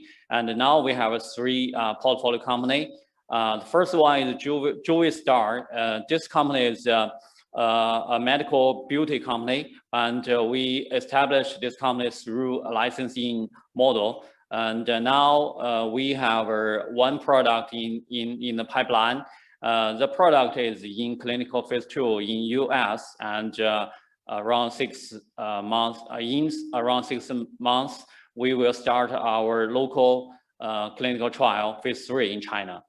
And the second company is StarMab. Actually, it's a monoclonal antibody company for some innovative field like anti-infections. It's a niche field. Yeah, you know, until now, many MABs company are focusing on oncology and autoimmune, but this company is focusing on the anti-infections. It's a niche market. The last one is Bimeso. Bimeso is our earliest, our R&D early stage innovative biotech company for bispecific antibody. Several products in pipeline, and I believe that in around 1 year, there will be several products that could be very close to R&D and also close to the clinical trial. Here, yeah, you know, I'm very glad here to have this opportunity to have this brief introduction for Fosun Pharma and also for our fund. And we welcome the collaboration from Austria and from other countries in Europe to introduce some new product and technology to China, to Chinese market. Thank you. Thank you very much. Thank you, Mr. Song. We will have questions afterwards, and yeah, the audience, you can type www.slido.com on your mobile phone. Yeah, and then add the participant code 88339. You can raise questions to each speakers, please. So now we will move on to our next part. I will introduce you 5 companies from Austria, And the first one, they all have industrial solution. They will all service for industrial solution. And the first one will be the Kapsch Businesscom. Kapsch Businesscom is the company of the Kapsch Group. It's Austrian's leading ICT solution and service provider and the digitalization partner. This is made possible by long years of experiences as a market leader in network solution, collaboration, data center infrastructure, security, and managed services combined with technology from major international players like Cisco, Microsoft, and HPE. The presentation will be made by Mr. Joachim Borenisch, the member of Executive Board. The floor is yours, please. Well, thank you for the possibility to introduce to you Kapsch Businesscom. My name is Joachim Borenisch, and as mentioned, I'm a board member of this company. The Kapsch Group consists of two divisions. One division is the Kapsch Businesscom, the second is Kapsch Trafficcom. As already mentioned, we're an Austrian-based company. We generate a revenue of about 1 billion euros with around 7,000 employees. And what might surprise you a little bit, that we were founded in 1892, which shows that we have a quite proven track record in the technology area with almost 130 years of experience and history. The revenue is split more or less 50 to 50% between those two separate business areas. Kapsch Trafficcom, our sister company, is specialized in the area of intelligent mobility solutions, especially road charging and traffic management. And we as Kapsch Businesscom, this is where I'm responsible for, are in the sector of information communication technology. We are the leading digitization partner for enterprise customers, and we offer smart and secure ICT infrastructure and managed services for those. Our main region as Kapsch Businesscom is the so-called DACH. This is an abbreviation for Germany, Austria, and Switzerland. We're in Austria, the largest ICT company, and we're the service partner for more than 17,000 B2B customers. I would like to pick out two examples to give an impression what we are doing. An example for secure IT infrastructure and managed service is our data center. We say that we have the safest place for your data in Europe, operate critical infrastructures, and we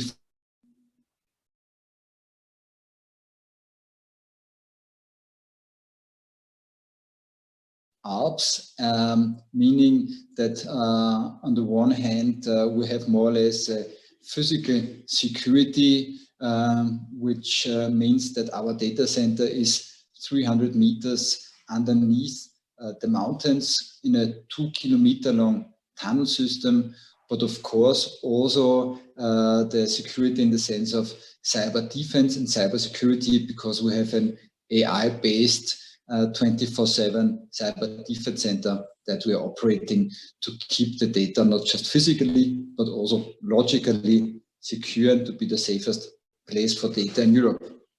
Of course, we fulfill the highest regulations and certifications, ISO, ITIL, but those who are from the banking sector, for sure you know the PCI DSS standard, which stands for Payment Card Industry Data Security Standard, meaning we have a lot of financial services customers who need, of course, to fulfill those PCI DSS standards that we are offering at this place, but not just for financial services companies. Also, we have customers from the health sector, the manufacturing sector. This could be local customers here in Europe and Austria, but very often we are with this place and this data center also more or less the hub for international companies, especially those who want to operate in Europe and fulfill the European regulations, therefore also multinational companies use this site as a computing center or also as a partly disaster recovery site.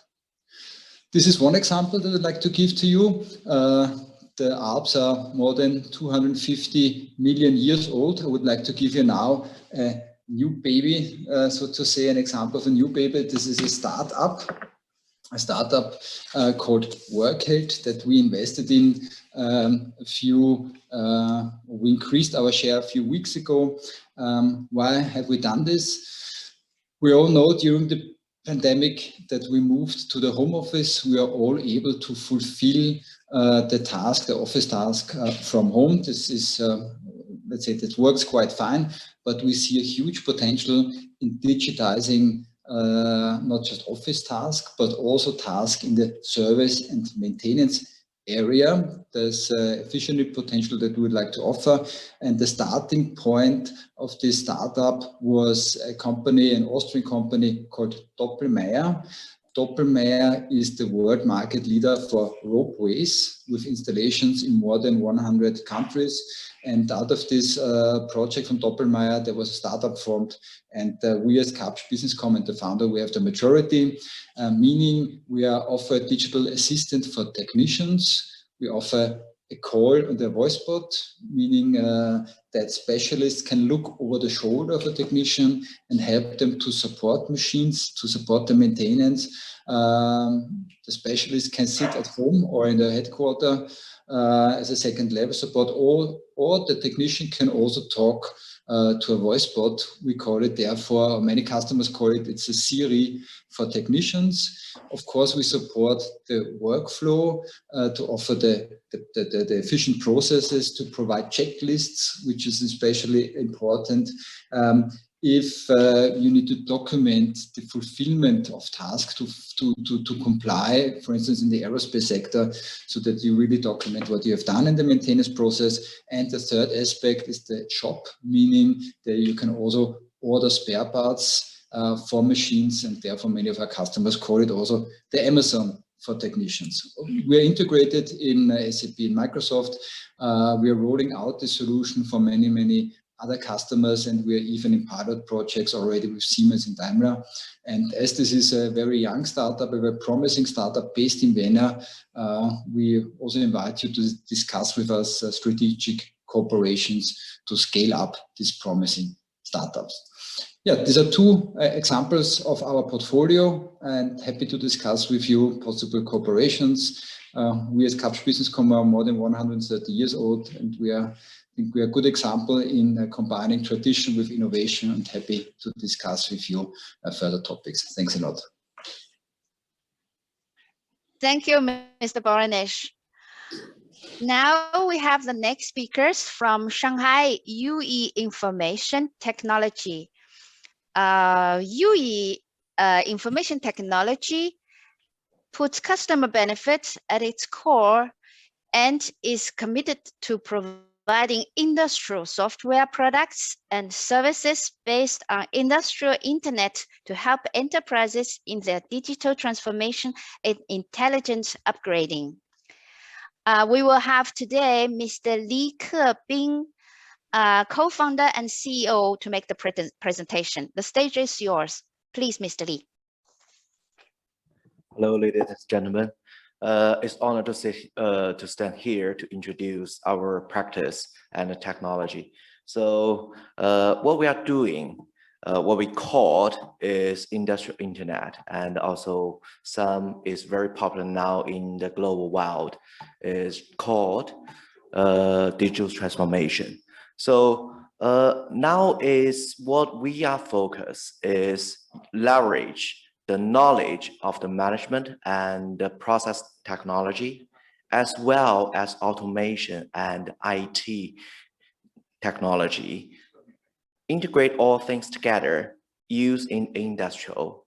What we do is actually like a miner to really to get the value from this data and help the company change the way they're working. That's why we call build the future industrial, and also we use a word a lot, is reshape the way we work in the industrial. So what we call Now we are looking at, we founded 5 years ago with a group of people from the multinational companies and also the leading company in the different industrial. And also what we trying to do is leverage the new technology with the management and also the deep insight of the technology in the industrial, and get this knowledge, help the companies, more companies working like, if they got operator, they like an expert can sitting next to him, guide him how to work, or back to the automation work, back to the machine work directly. So this is how we work in the process industrial, and we work that a lot. And what we are servicing now is mostly is the largest company in China. And the last few years, we contribute $3 billion in total, help them in the mainly the efficiency improvement. Energy is most of them. So what we are looking at, like is we need to combine different knowledge getting together. So that's the most important and the difficult part. First of all, the new technology in the industrial, in the IT world, used in the industrial is very different. So we need the top architect in the world, and also we need the knowledge from the industrial. Like another partner is from the McKinsey, who is the leading partner of the energy efficiency improvement business line. So we get these things together, and we put into this picture. And what we call is the real-time operation digitalization. What we used before, which is the last 2 decades, last 2 or 3 decades, we getting the data. We get the automation, we're getting data. We use the information system, we're gathering data. But how we use the data, this is the challenge now. And what we are doing is to, like, you got to improve the management stuff and also technicians' efficiency. Like you got expert or you got a very good management manager in your site, but it is the IT system. They got a brain. They can calculate it themselves. They use the data to optimize real time or predictable.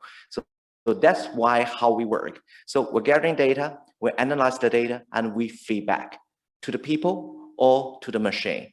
So we change the way how people, machine, and the technology, and also the management, the way they work. And we leverage this new, what we call productive element, which is data. So that's how we work.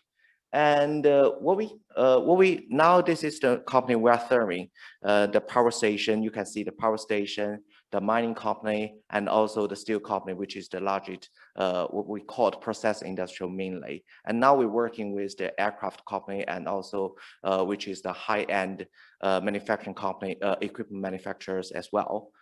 And to help them to use this technology, change the way they serve their customer, and also how they manage their company. And we got many recognitions from the China government and academics, and also we put our paper and also the work into the IC and the Innovation Journal, which is widely recognized by the what we call the IoT industrial. So, and now you can see which is the foundation, how we serve the customer. The first of all is the what we call is industrial OS, like the Android in the mobile world. So this is the foundation to get the machine part. Above the machine part, you can leverage this iOS, this in the data OS, to use the data, get the model, and also leverage the AI in industrial, use very easily to develop apps, helping people to solve the problem. But what we call is also important. You need to get a service, which is you need to get the best knowledge in the world, and also the best knowledge in the industrial. So we got some of the consultant and also service, which is help people to know the journey. But really important part, which is we interact like we act in the mobile, is the what we call is the industrial apps.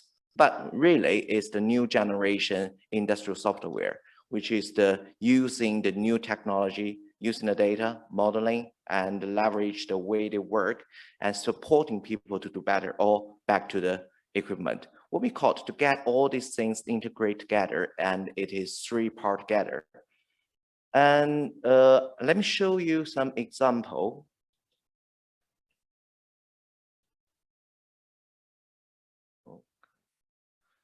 This is the part which is we got a virtual in-factory. We got one platform.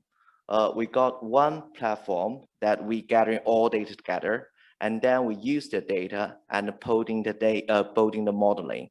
And upside, we change the way how people develop the software, and also we change the way how the factories and the company using the data and using the software, and which is helping us to step up, which is the breakthrough technology, gathering all different new technologies together. And this is how we work in the industrial.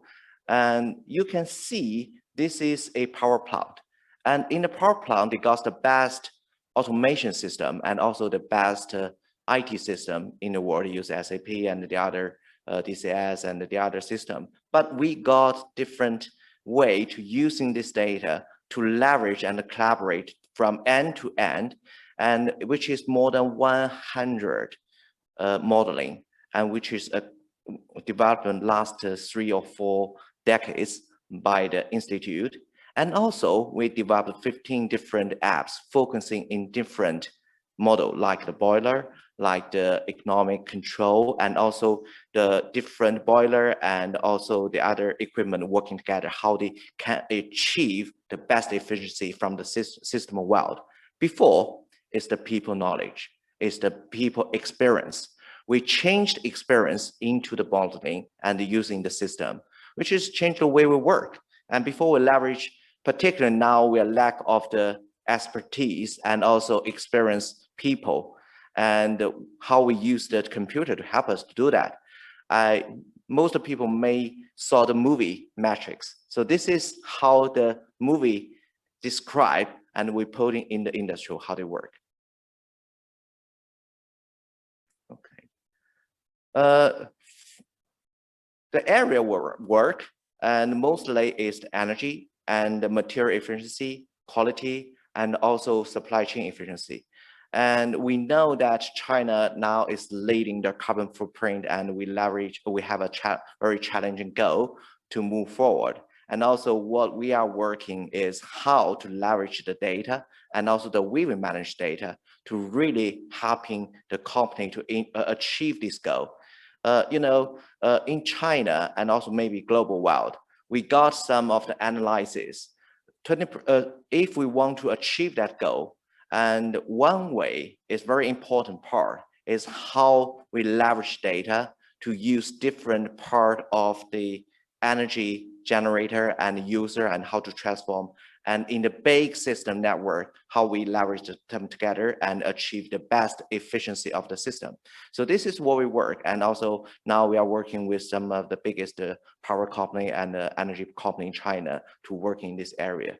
So this is how we work.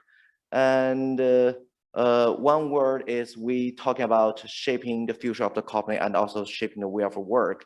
And it's quite a new area. And also if some of the technology can be used not only in China, but in Europe, we are very happy to do that. So now our team not in China, but we also got a team in Russia, and we got a team in US, and we're working collaboratively to leverage the best knowledge in the world and having one of the biggest industry country in the world in China. But we are also pleased to see how to leverage this technology can support the other countries. Thank you very much. Thank you, Mr. Li. I just want to remind every speakers here, of course, we have invited 11 excellent companies from Austria and from China, but we have some time limits. We are now very late. Words, please wrap up a little bit. Now the next one is a company from Austria again, company Litos. Litos was founded by Johannes Benedict and Johannes Hohmar in 2011 as a spin-off of the Technology University of Vienna.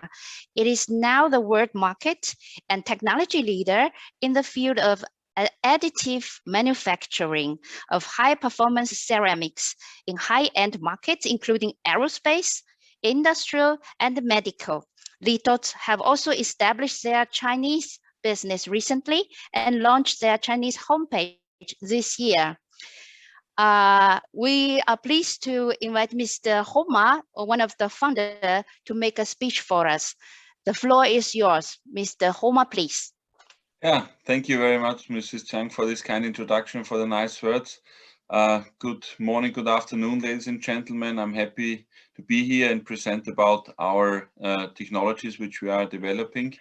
I think everybody has heard so far about 3D printing. They are used in various fields, in medical and industry, and it is seen to be the fourth industrial revolution. And we have been focusing on a very specific topic here on high performance ceramics, and I will just let you know a little bit more about Litos. Here you see our team. Maybe 1 year ago, we are expanding quite fast. So currently we are nearly 100 employees with 2 locations here in Austria and in United States. We are, as Mrs. Chang already pointed out, the world market and innovation leader in the field of ceramic 3D printing. I just came back from a travel where some big companies really told me that Litos is really worldwide the benchmark in ceramic 3D printing, which makes me, of course, very proud. We are offering a full solution.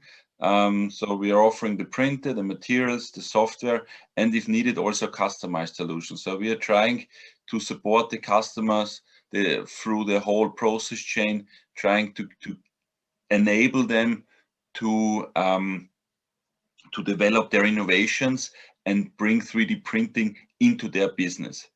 I think one main issue is why we are so successful is why we are very, very technology orientated, very supportive, and we can make our customers very fast, very successful. And so 25% of our customers have already more than 1 machine. So they are already not just playing around it, but really using the technology in serial production.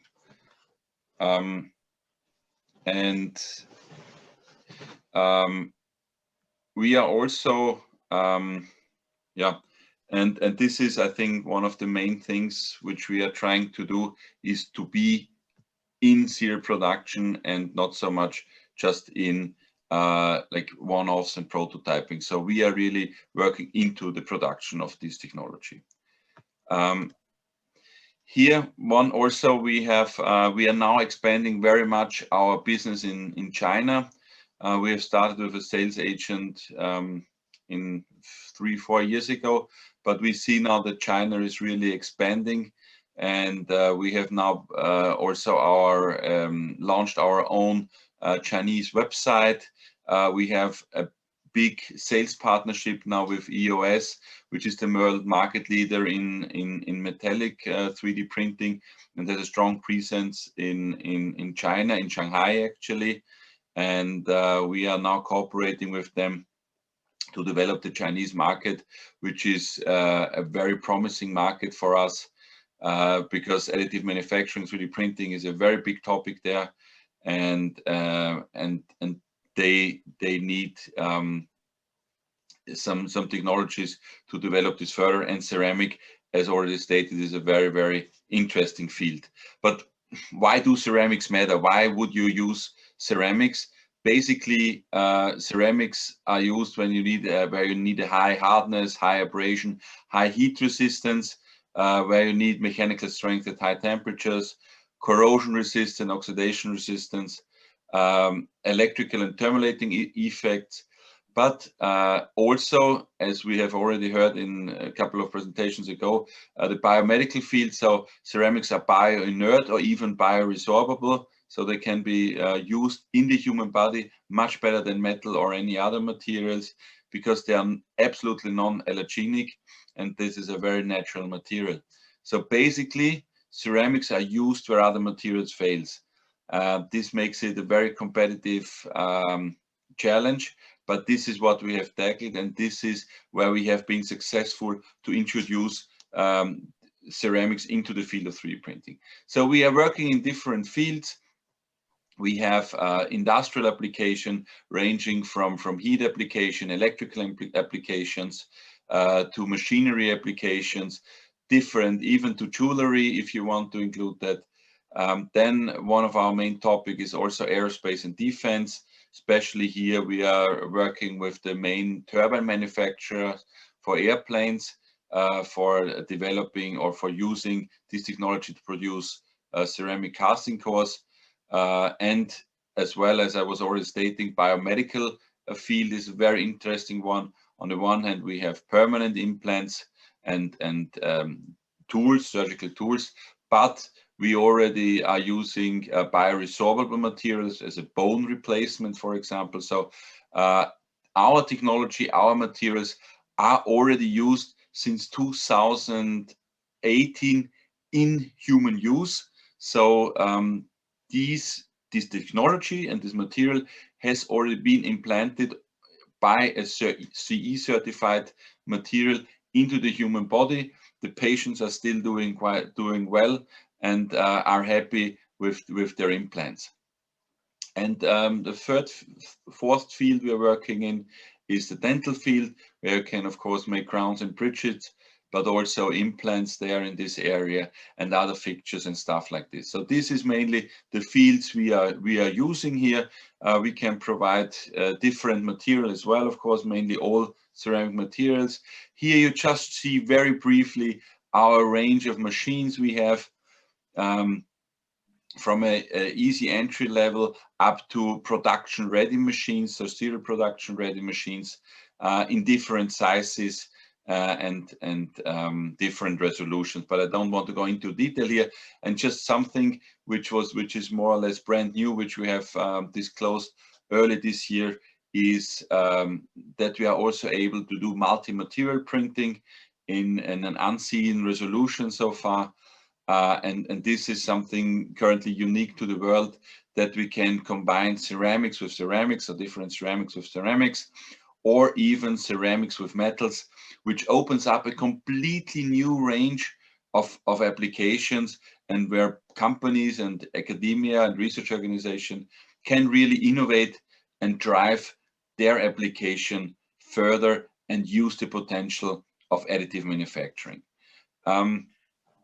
I think very important, if people are working with us, if customers want to work with us, it's very important. We are covering the whole process chain in-house.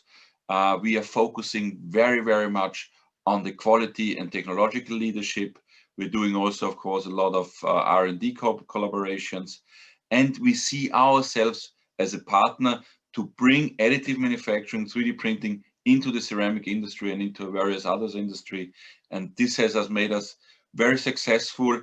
And we are also happy to expand our business in China and expand there also with our partnerships. And looking forward to hearing from you. If you have any ideas, any questions, please feel free to contact us directly or our Chinese partner in Shanghai.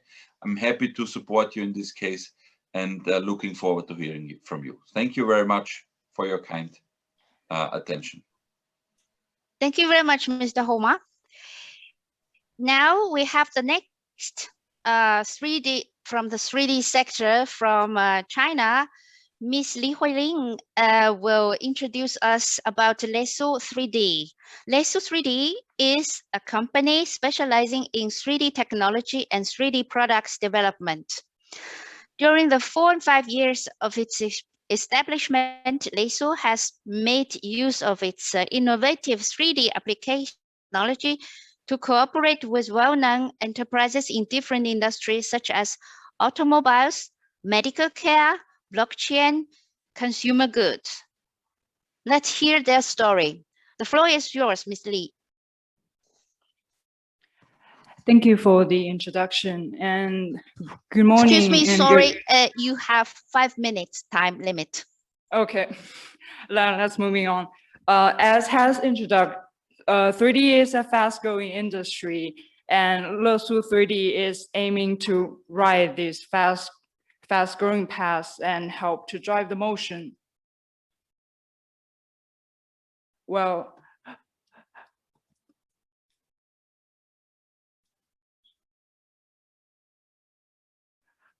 Lesu 3D is a design-oriented company focused on 3D printing technology and 3D product development.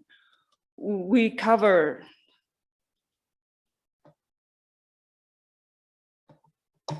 the whole process from the very initial stage of R&D to product development, and most importantly, to make it into reality, the mass production. We built a service and production center with both 3D and traditional manufacturing equipment in order to provide such service to our customers. And of course, we have a talented team of designers and product development engineers working together to turn our customers' idea into real products. Today, additive manufacturing is actually becoming one of the technologies that is shaping and revolutionizing the way of manufacturing and enable designers and engineers with more room to imagine. Today, I'd like to showcase our capabilities from 3 sectors: customization to production, our unique application in the medical field, and the professional training we offer to the educational market in order to bring more talents on the boat. So for the customization to production part, let's take the automobile industry for an example. We've developed the personalized auto part for Mini Cooper, and this is the first mass-produced consumer customized parts in China's automobile market. The online platform on Mini's official website allows each and every Mini customer to make their own unique personal auto part.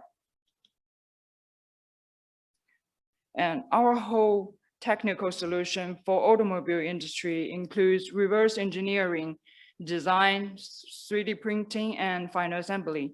This process is applied not only on the R&D phase, but also applied into mass production of the final product, help reducing the mold cost and speed up the production cycle. And our custom 3D product range from home accessories, business gifts, furnitures, electronics, and etc.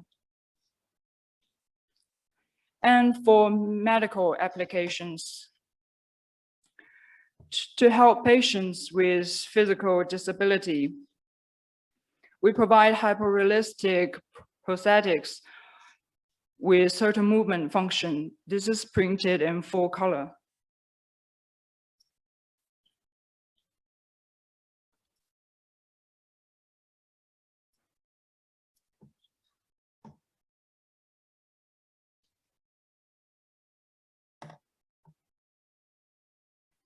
This is printed in full color,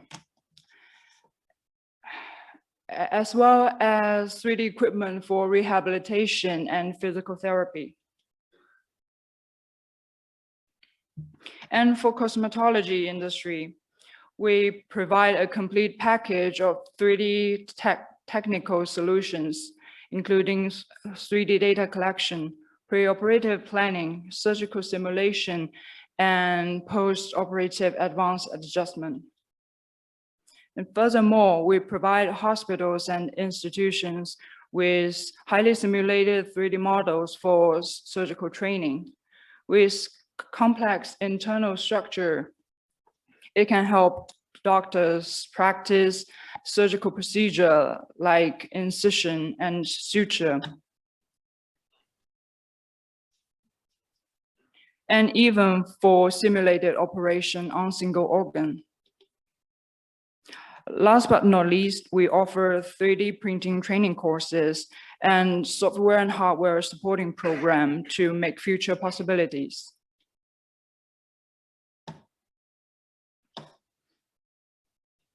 Take this project we developed for Mercedes-Benz China, for example. The course include rapid prototyping for designers and digital manufacturing for engineers.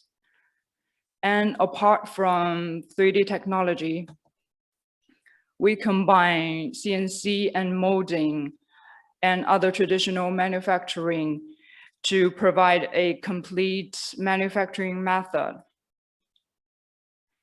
We have collaborated with world-renowned 3D printing manufacturer and like Stratasys and HP. The clients we have served, to mention a few other than automobile and medical, are domestic and international companies in various industry. So to sum it up, we help make our customers' idea into reality. Thank you for listening. Thank you, Ms. Lee. So now we have Sensoro. The company Sensoro has launched a world first on the market, combining ultrasound with artificial intelligence for the broad mass market. The solution is used across all industries, customers including energy suppliers, as well as classic industrial companies in the automotive, paper, or wood industry. We are pleased to invite the founder and the CEO, Mr. Markus Lönig. Mr. Markus Lönig, the floor.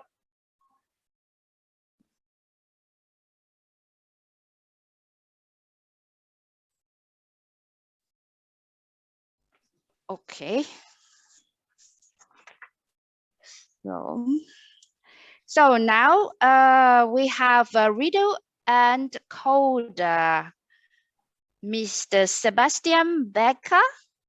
Yes, I can see you. So the company Riddle and Coder is the leading European blockchain interface companies that build hardware and software stacks and bring trusted identity to objects and people in the financial markets, energy distribution, mobility, and the Internet of Things. Please tell us more about your company. Mr. Sebastian Becker, the floor is yours. You have 5 minutes and a little bit more. 谢谢。向中国和奥地利寄予许多问候。我叫 Sebastian Becker， 学习了中文在慕尼黑大学，但我更喜欢用英语演讲。So let me give you a quick overview about Riddle and Code, the blockchain interface company. Compared to many other blockchain companies, we do software and dedicated blockchain hardware.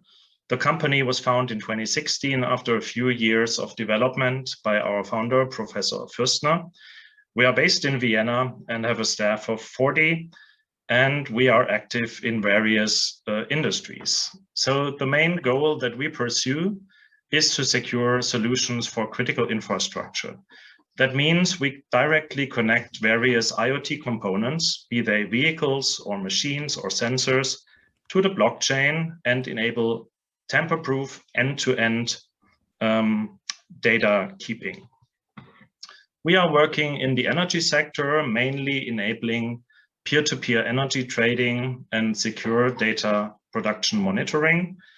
We also produce banking-grade wallets and backend systems for digital asset management in the banking sector. We are also active in the materials and supply chain area, and we are building, for example, car wallets for the automotive industry. And I want to show you a few videos of our reference project. The first one just went live in February. We tokenize photovoltaic assets and their output by producing kilowatt-hour tokens together with our partner and customer Wien Energie, Austria's largest DSO.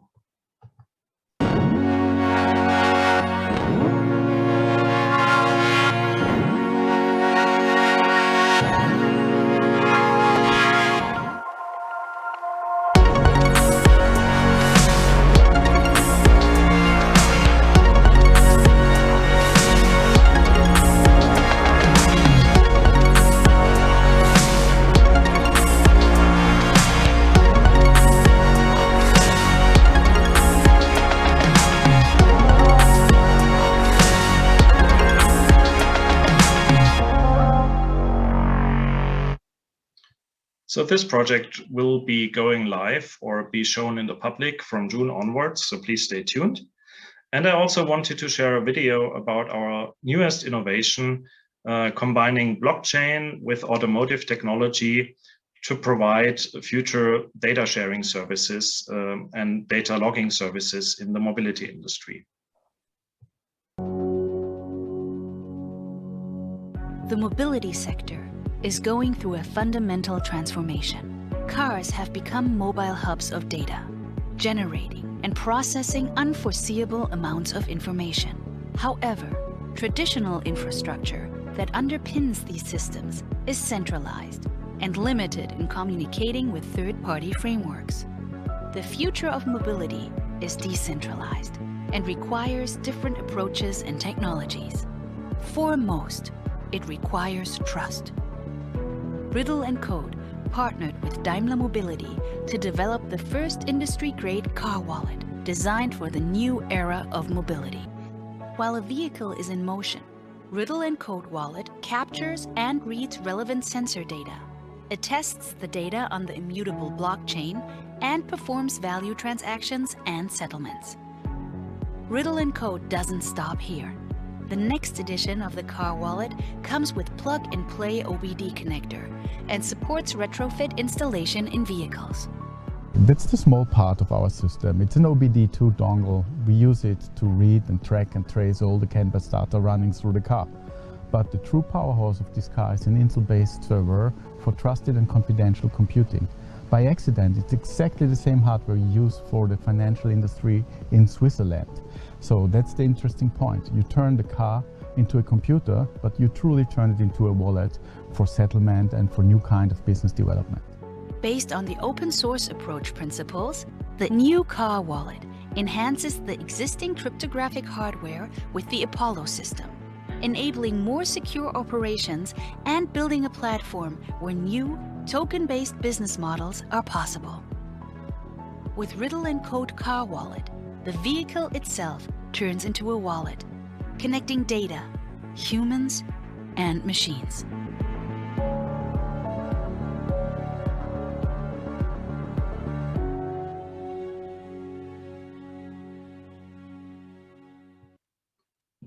So as you can see, we are trying to bridge the physical and the digital world. And of course, we would also love to bridge or build bridges between the East and the West. Trust is the backbone of our technology. And compared to many other blockchain projects, we are solving the Oracle problem, the problem of data provenance, by building these very secure crypto wallets and crypto chips. So we are interested in very selected pilot projects, not for research, but to prepare market introduction or to fully launch new services like we've done in the banking space and in the energy space, and as we're about to do in the mobility sector. So thanks a lot and hope to see you soon. Back to you, Jennifer. Thank you very much, Mr. Becker. You are the champion of time controlling. So today, the first prize goes to you. So now we will have the next champion, the company Sensoro, Mr. Lunik.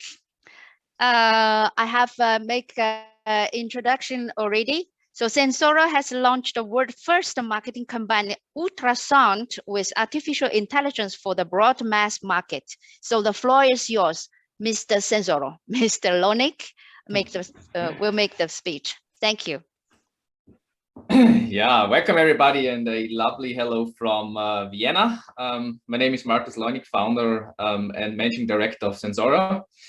As you can see, Sensoro is located in the middle of beautiful Vienna. Our office is in the middle of the 3rd district, but certainly we don't want to only speak about Vienna, but how we help companies to reduce their maintenance costs. So Sensoro did develop a product called Beep Meep. And so how does Beep Meep work and what does it do? Beep Meep is a mobile system. So we don't need to install any permanent sensors.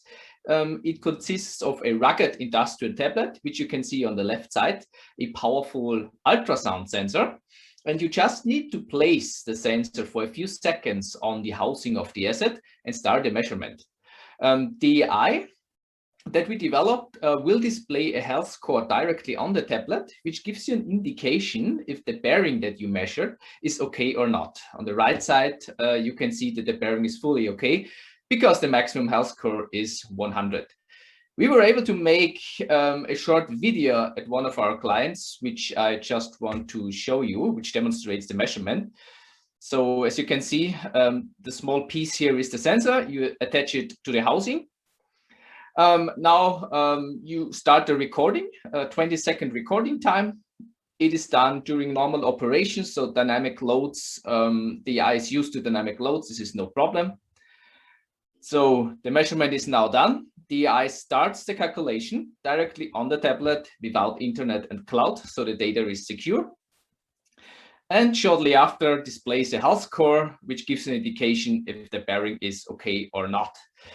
This technically means 99.9% means that you have got a 99.9% chance that that bearing will last more than 3 months. So this is how pragmatic predictive maintenance can be. So there are many spooky things out there called AI, but in some cases, it's just a simple logic programmed by humans. So is Beep Meep really AI? So let me give you a short explain how did Beep Meep learn to identify damaged bearings. We did start to take the first measurements in 2018, and at this point in time, no one knew if this approach will work. There were just a bunch of research papers. 2019, we had the first AI, which was able to identify damaged bearings with 100% accuracy. And with more and more data and over time, we were also able to predict and look into the future. Meanwhile, Beep Meep has seen over 20,000 samples, and we have built the biggest database of its kind. And in order to protect our clients' data, Beep Meep does not need any internet and cloud. So we are currently active in Europe, focus on Austria and Germany, but we are now building our global sales channels. If you want to know more about us, we do have a nice YouTube channel with many live demos, and you can also visit us at sensoro.com. But if you have any questions, please don't hesitate, Markus at Sensoro. You can get my email here. Thank you very much, and I wish you all the best. And Jenny, I hope I nailed it down time-wise. Thank you very much. You are also a champion of time limit. So now we switch again to Shanghai.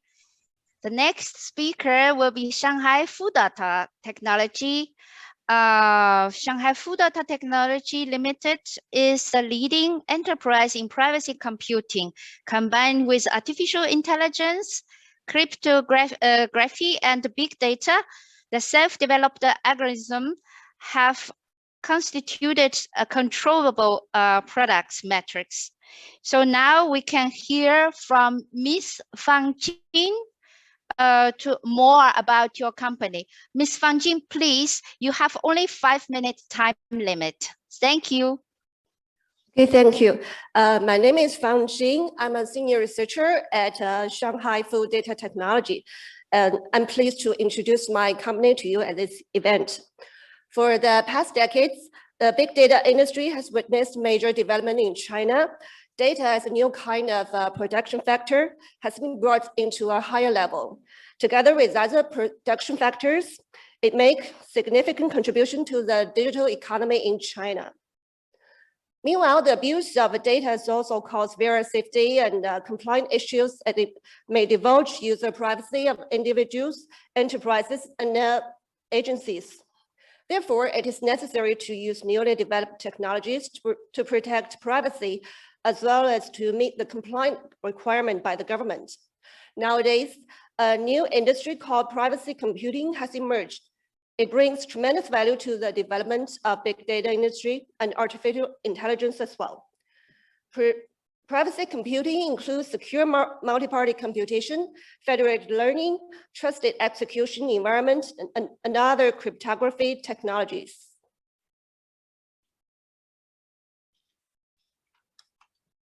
Our company is a leading enterprise in privacy computing, and we are committed to research and development of federated learning and secure multi-party computation. Combined with artificial intelligence, cryptography, blockchain, and big data, our self-developed algorithm constitutes an abundant production matrix and has been widely tested in various application scenarios in the market.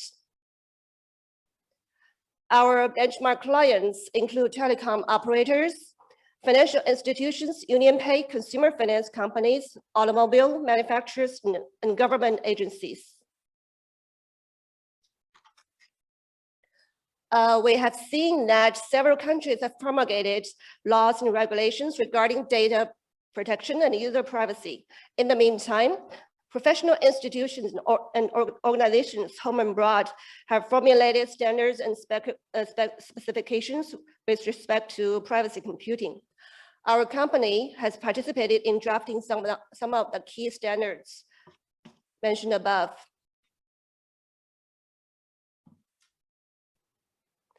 So secure multi-party computation, which is MPC in short, is a kind of cryptography technology to ensure sensitive data of all participants for encrypted computing and transferring plain data. This technology supports multi-party basic operations, private set intersection matrix operations, and joint statistical analysis.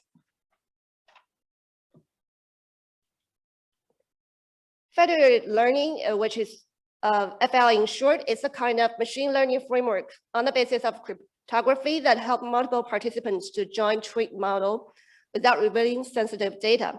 It can support exploratory analysis, feature engineering, and various machine learning algorithms on an encrypted basis.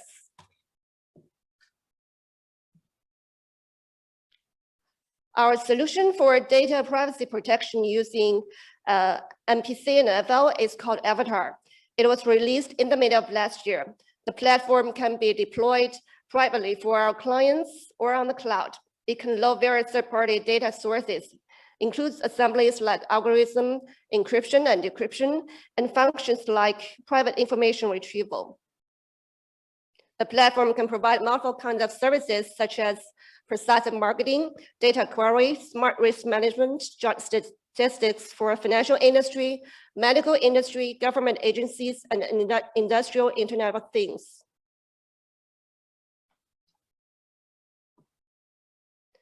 One of our application research has been selected as a sandbox case by PBOC Shanghai branch. We will probably become the first company to use graph computing and combine with MPC to solve the risk management issues of small and medium enterprise loan originations. Using internal data from banks and external data from telecom operators, graph computing can identify complex chain of relationship among criminal gangs. We've also finished the R&D of customized MPC and FL platforms and are preparing for a POC test at SCPC very soon. So in conclusion, I've been to Austria in 2011. It's a very beautiful country, and it's amazing that there are so many hidden champions in this world, in this country. So we see a bright future for privacy computing, and are looking forward to cooperation with business partners all over the world. Thank you. Thank you very much, Ms. Fang. Now we will welcome company VRVIS. VRVIS is Austria's leading research institute in the field of visual computing, with locations in Vienna and Graz. As a competence center, VRVIS operates with around 70 researchers at the intersection of science and industry, strengthening companies in various fields through technological innovation from the area of artificial intelligence, visual data analytics, X-reality, and simulation. We welcome Mr. Gerd Hessiner, CEO of the company. The floor is yours, please. You have 5 minutes. Thank you for this kind of introduction, Jennifer. Yeah, my name is Gerd Hessiner. I'm CEO of VRVIS, and we are a research center for visual computing based in Vienna. We were founded 20 years ago, and we have many experience in visual computing. We are a so-called competence center for excellent technology since the year 2000. We offer knowledge transfer from science to industry. This can either be our own research or research that we put one step further, that it can be used by the industry. So we are increasing our partners' innovation potential. Our turnover 2020 was about 6.7 million. We have many patents, and we have about 70 employees from 10 different countries. Our research topics, well, as I mentioned before, visual computing is a very broad field. Visual computing is also written in the Made in China 2025 plan. So it is very important for China to see the topics of visual computing. I have here a slide which covers some topics, for example, image analysis or artificial intelligence, simulations, data science, modeling, of course, visual analytics, visualization itself, pattern recognition, and extended reality, meaning virtual reality and augmented reality, for example. Some application domains where we have successfully delivered innovations and innovative products includes, for example, the energy industry, life sciences, the creative industry, infrastructure projects here, geology, the medical sector, climate adaptation, the automotive industry, cultural heritage sector, construction, and so on. So what we can see here is that visual computing is not limited to some fixed industrial sectors, but we also offer answers and solutions for different challenges in different markets. So our vision is that we can deliver innovative solutions using visual computing technology for many application domains, many science domains, and so on. Here I've brought you some examples where we already delivered successful solutions. For example, the first one here is smart modeling and computer-aided design in construction. for example, light design, the design of lights for rooms, but also for stadiums, and so on. Then some solutions for data-driven life sciences, where we deliver solutions for medical doctors and even for medical health appliance manufacturers to use artificial intelligence to make better diagnosis possible. And this is a very interesting field. Then we build digital twins using virtual reality. For example, here you can see the opera house in Vienna, where we do digital twins and help them to make use of virtual reality. Then we do simulation and interactive visualizations for the automotive industry to build better cars and batteries by using visual analytics and data science, also for the industry 4.0, which is a German phrase for using new technologies within the industry. Yeah, then of course we do machine learning and deep learning. I've mentioned this here for the medical sector, which is a very interesting thing, where we do image analysis using artificial intelligence to make a faster diagnosis possible. Then we also use visual computing for geology and planetary science. For example, for ESA, the European Space Agency, and NASA, for their Mars rover, where we build tools for them that they can use tools for geological analysis. And then another example from the simulation portfolio from us is hydrodynamic modeling for climate change adaptation, where we build a system to model flood scenarios and to build high-risk zone maps to prevent flooding. This is used, for example, by the Austrian Insurance Association and the Austrian government to build such maps. Yeah, some visualization pictures, for example, of a tsunami wave.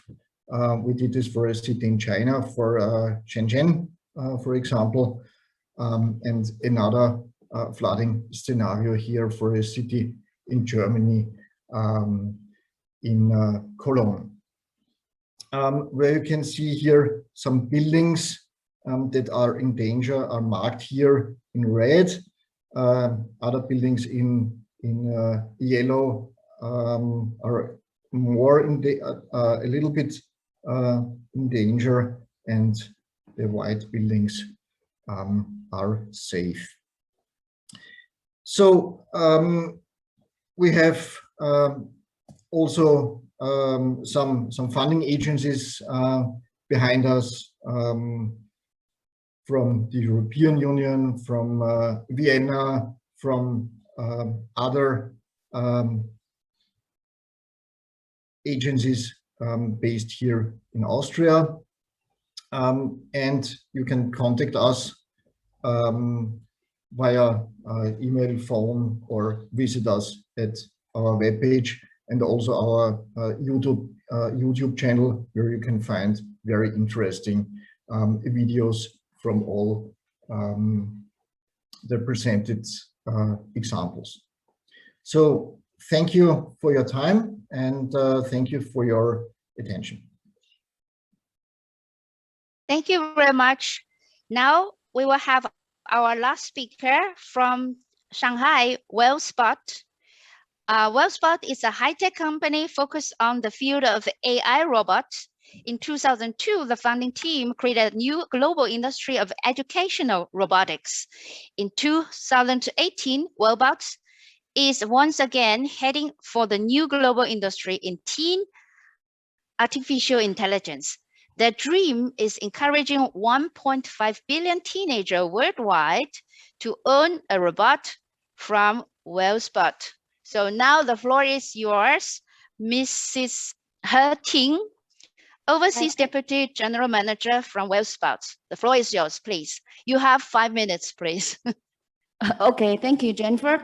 Good morning and good afternoon, ladies and gentlemen.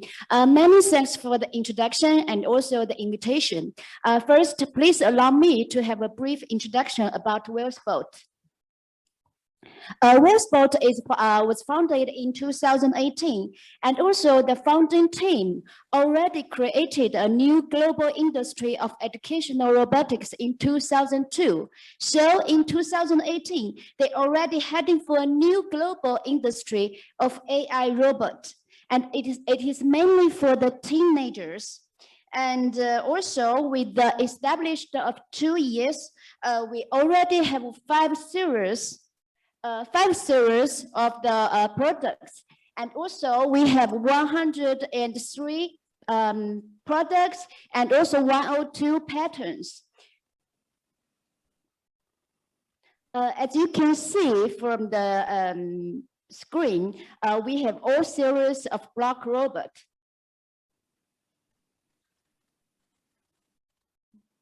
Okay, so the first one is AI module series.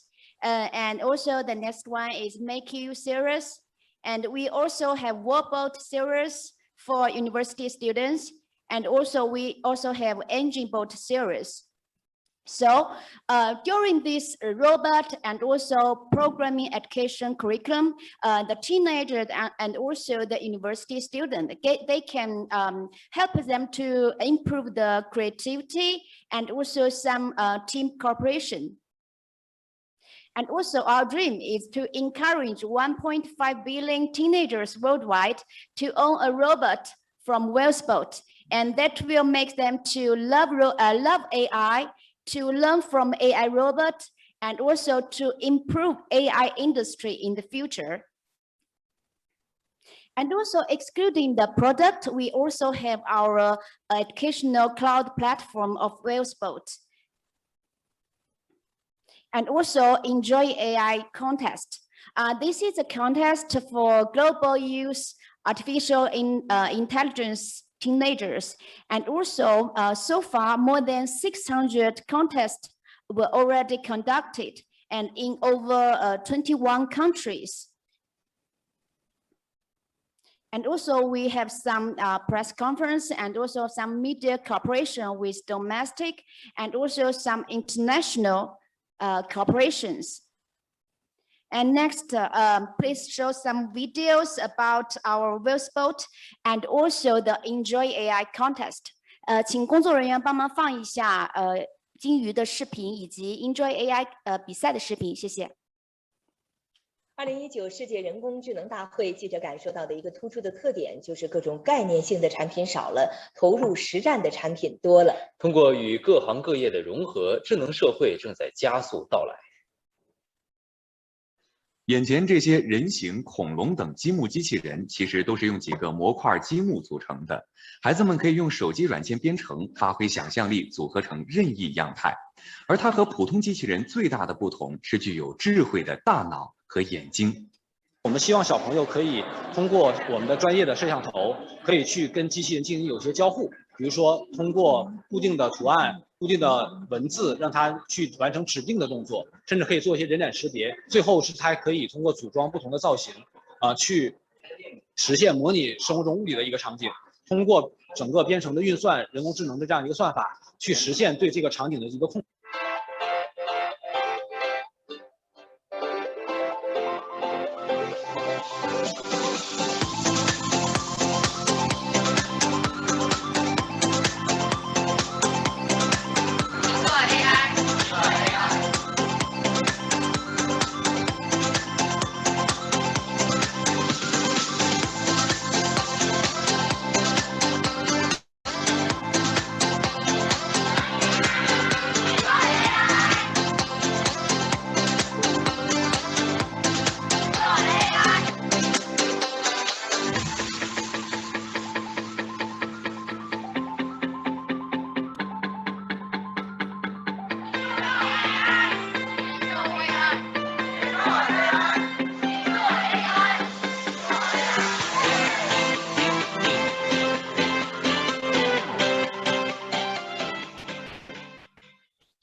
we are confident that under support from all partners, we will always keep thinking, creating and developing faster and faster with all global teenagers and partners, and also to encourage more teenagers to love AI, learn from AI and improve AI.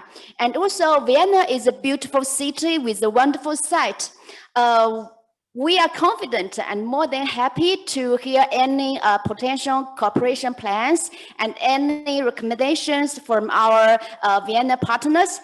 And we are confident that maybe sooner or later, there will be well-sport partners and also enjoy a contest in Vienna. So thank you and have a nice day. Back to you, Jennifer. Thank you. Thank you very much, Ms. He. I really hope we can have WellSpot also very soon in Vienna to set up their business.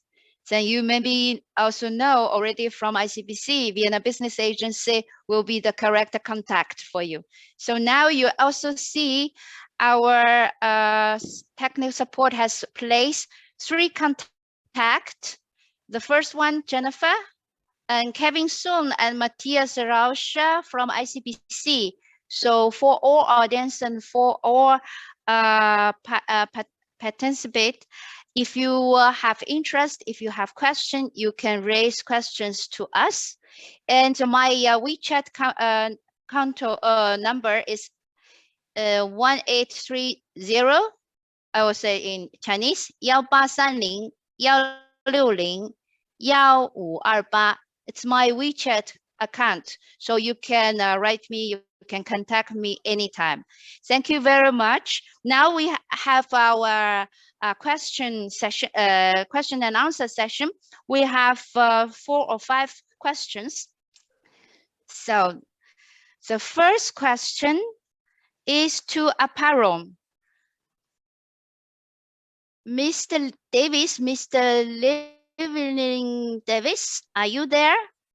Yes. Certainly I am. Yes, okay.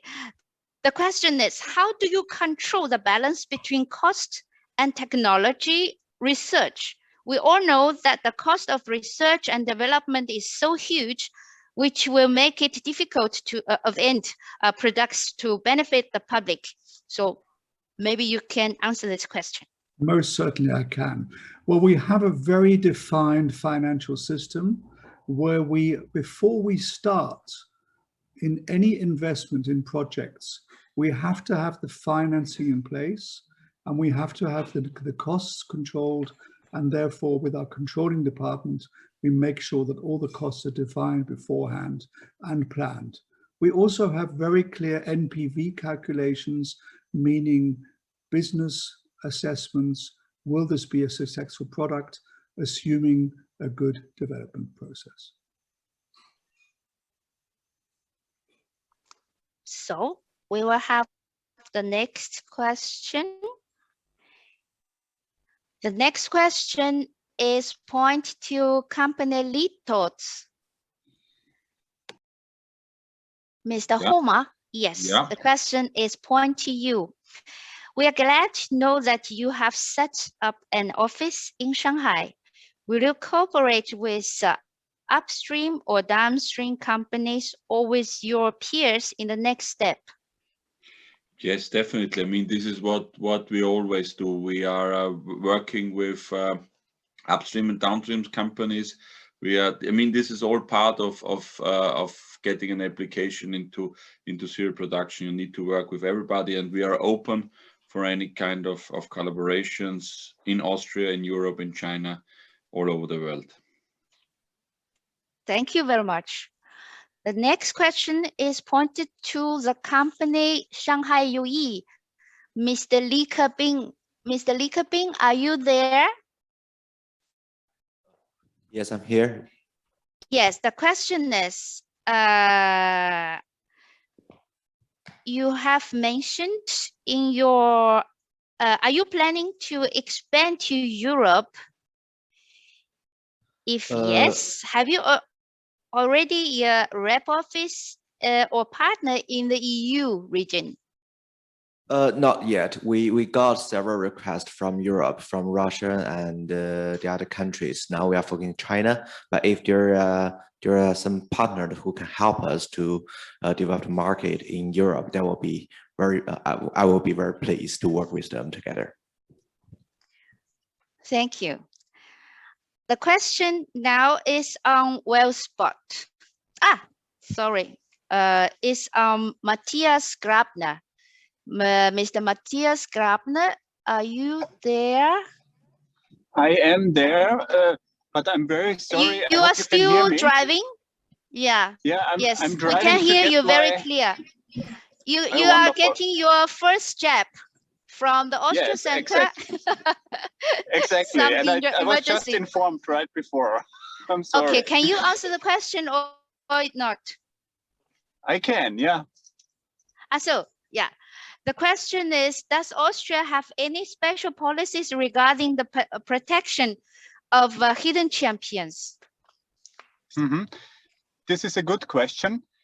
Austria is, of course, embedded in the EU's policy in that regard.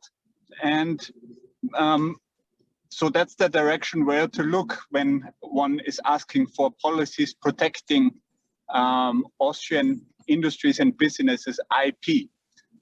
I hope this answers the question, and maybe I can follow up with more detail. Good. The audience who has raised this question can also contact Mr. Grabner if you want to have more. And also, this is also a point to all audience or the participants today. If you still have more questions, we can still raise questions also directly via emails or WeChat to us. So, but last but not least, the question is on the company Sensoro. Mr. Loinik, are you there? Yes. Yeah, I'm there. Unfortunately, we have a very short time today to hear about your company. What would be your next step? What will you link to China? Yeah, so as mentioned in the presentation, we're currently focused on Germany and Austria, but with our newly launched product BeepMeep, we are virtually able to ship this product anywhere in the world. So we are now reaching out to partners in terms of representatives, local representatives. And one option could be China, not in focus, but if someone thinks this might be a perfect fit into the current product portfolio, more than happy to get a message. Thank you very much. So now I will turn to Miss Li and Ni again, the moderation. So we are still very good in time. So the floor is yours, Miss Li. Okay, yeah, thanks a lot, Jennifer, and thanks a lot for all the companies attending today. And also, I would like to take this opportunity to thank the Vienna Business Agency, your good, great work and kind cooperation is always highly appreciated. And also, I would like to thank ICBC Shanghai branch, your good organization on-site event today. Thank you. And dear ladies and gentlemen, our event is ending currently. However, it's also just a start.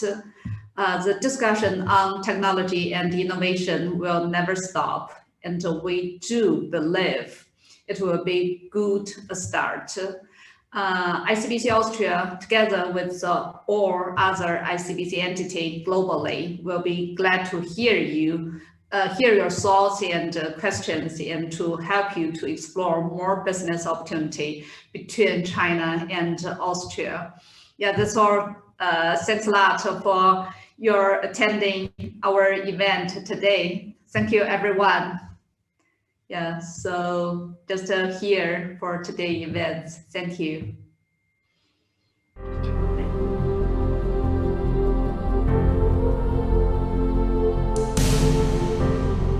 ICBC, rooted in China, provides services worldwide.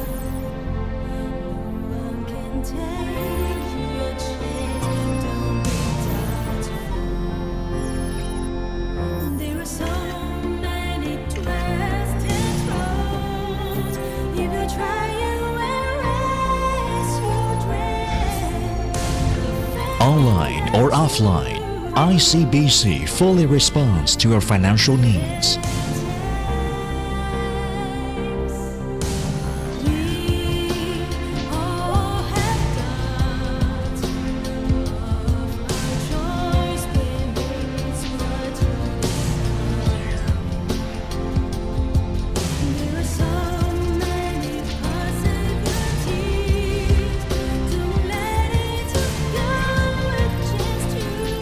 ICBC, with visionary planning, creates a smart bank.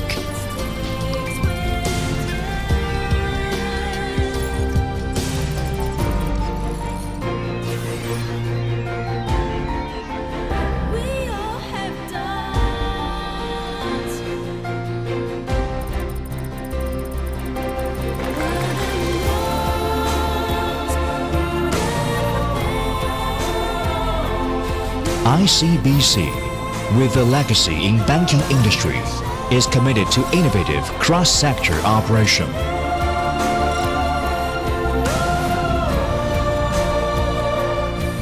ICBC utilizes financial strength to achieve aspiration and happiness.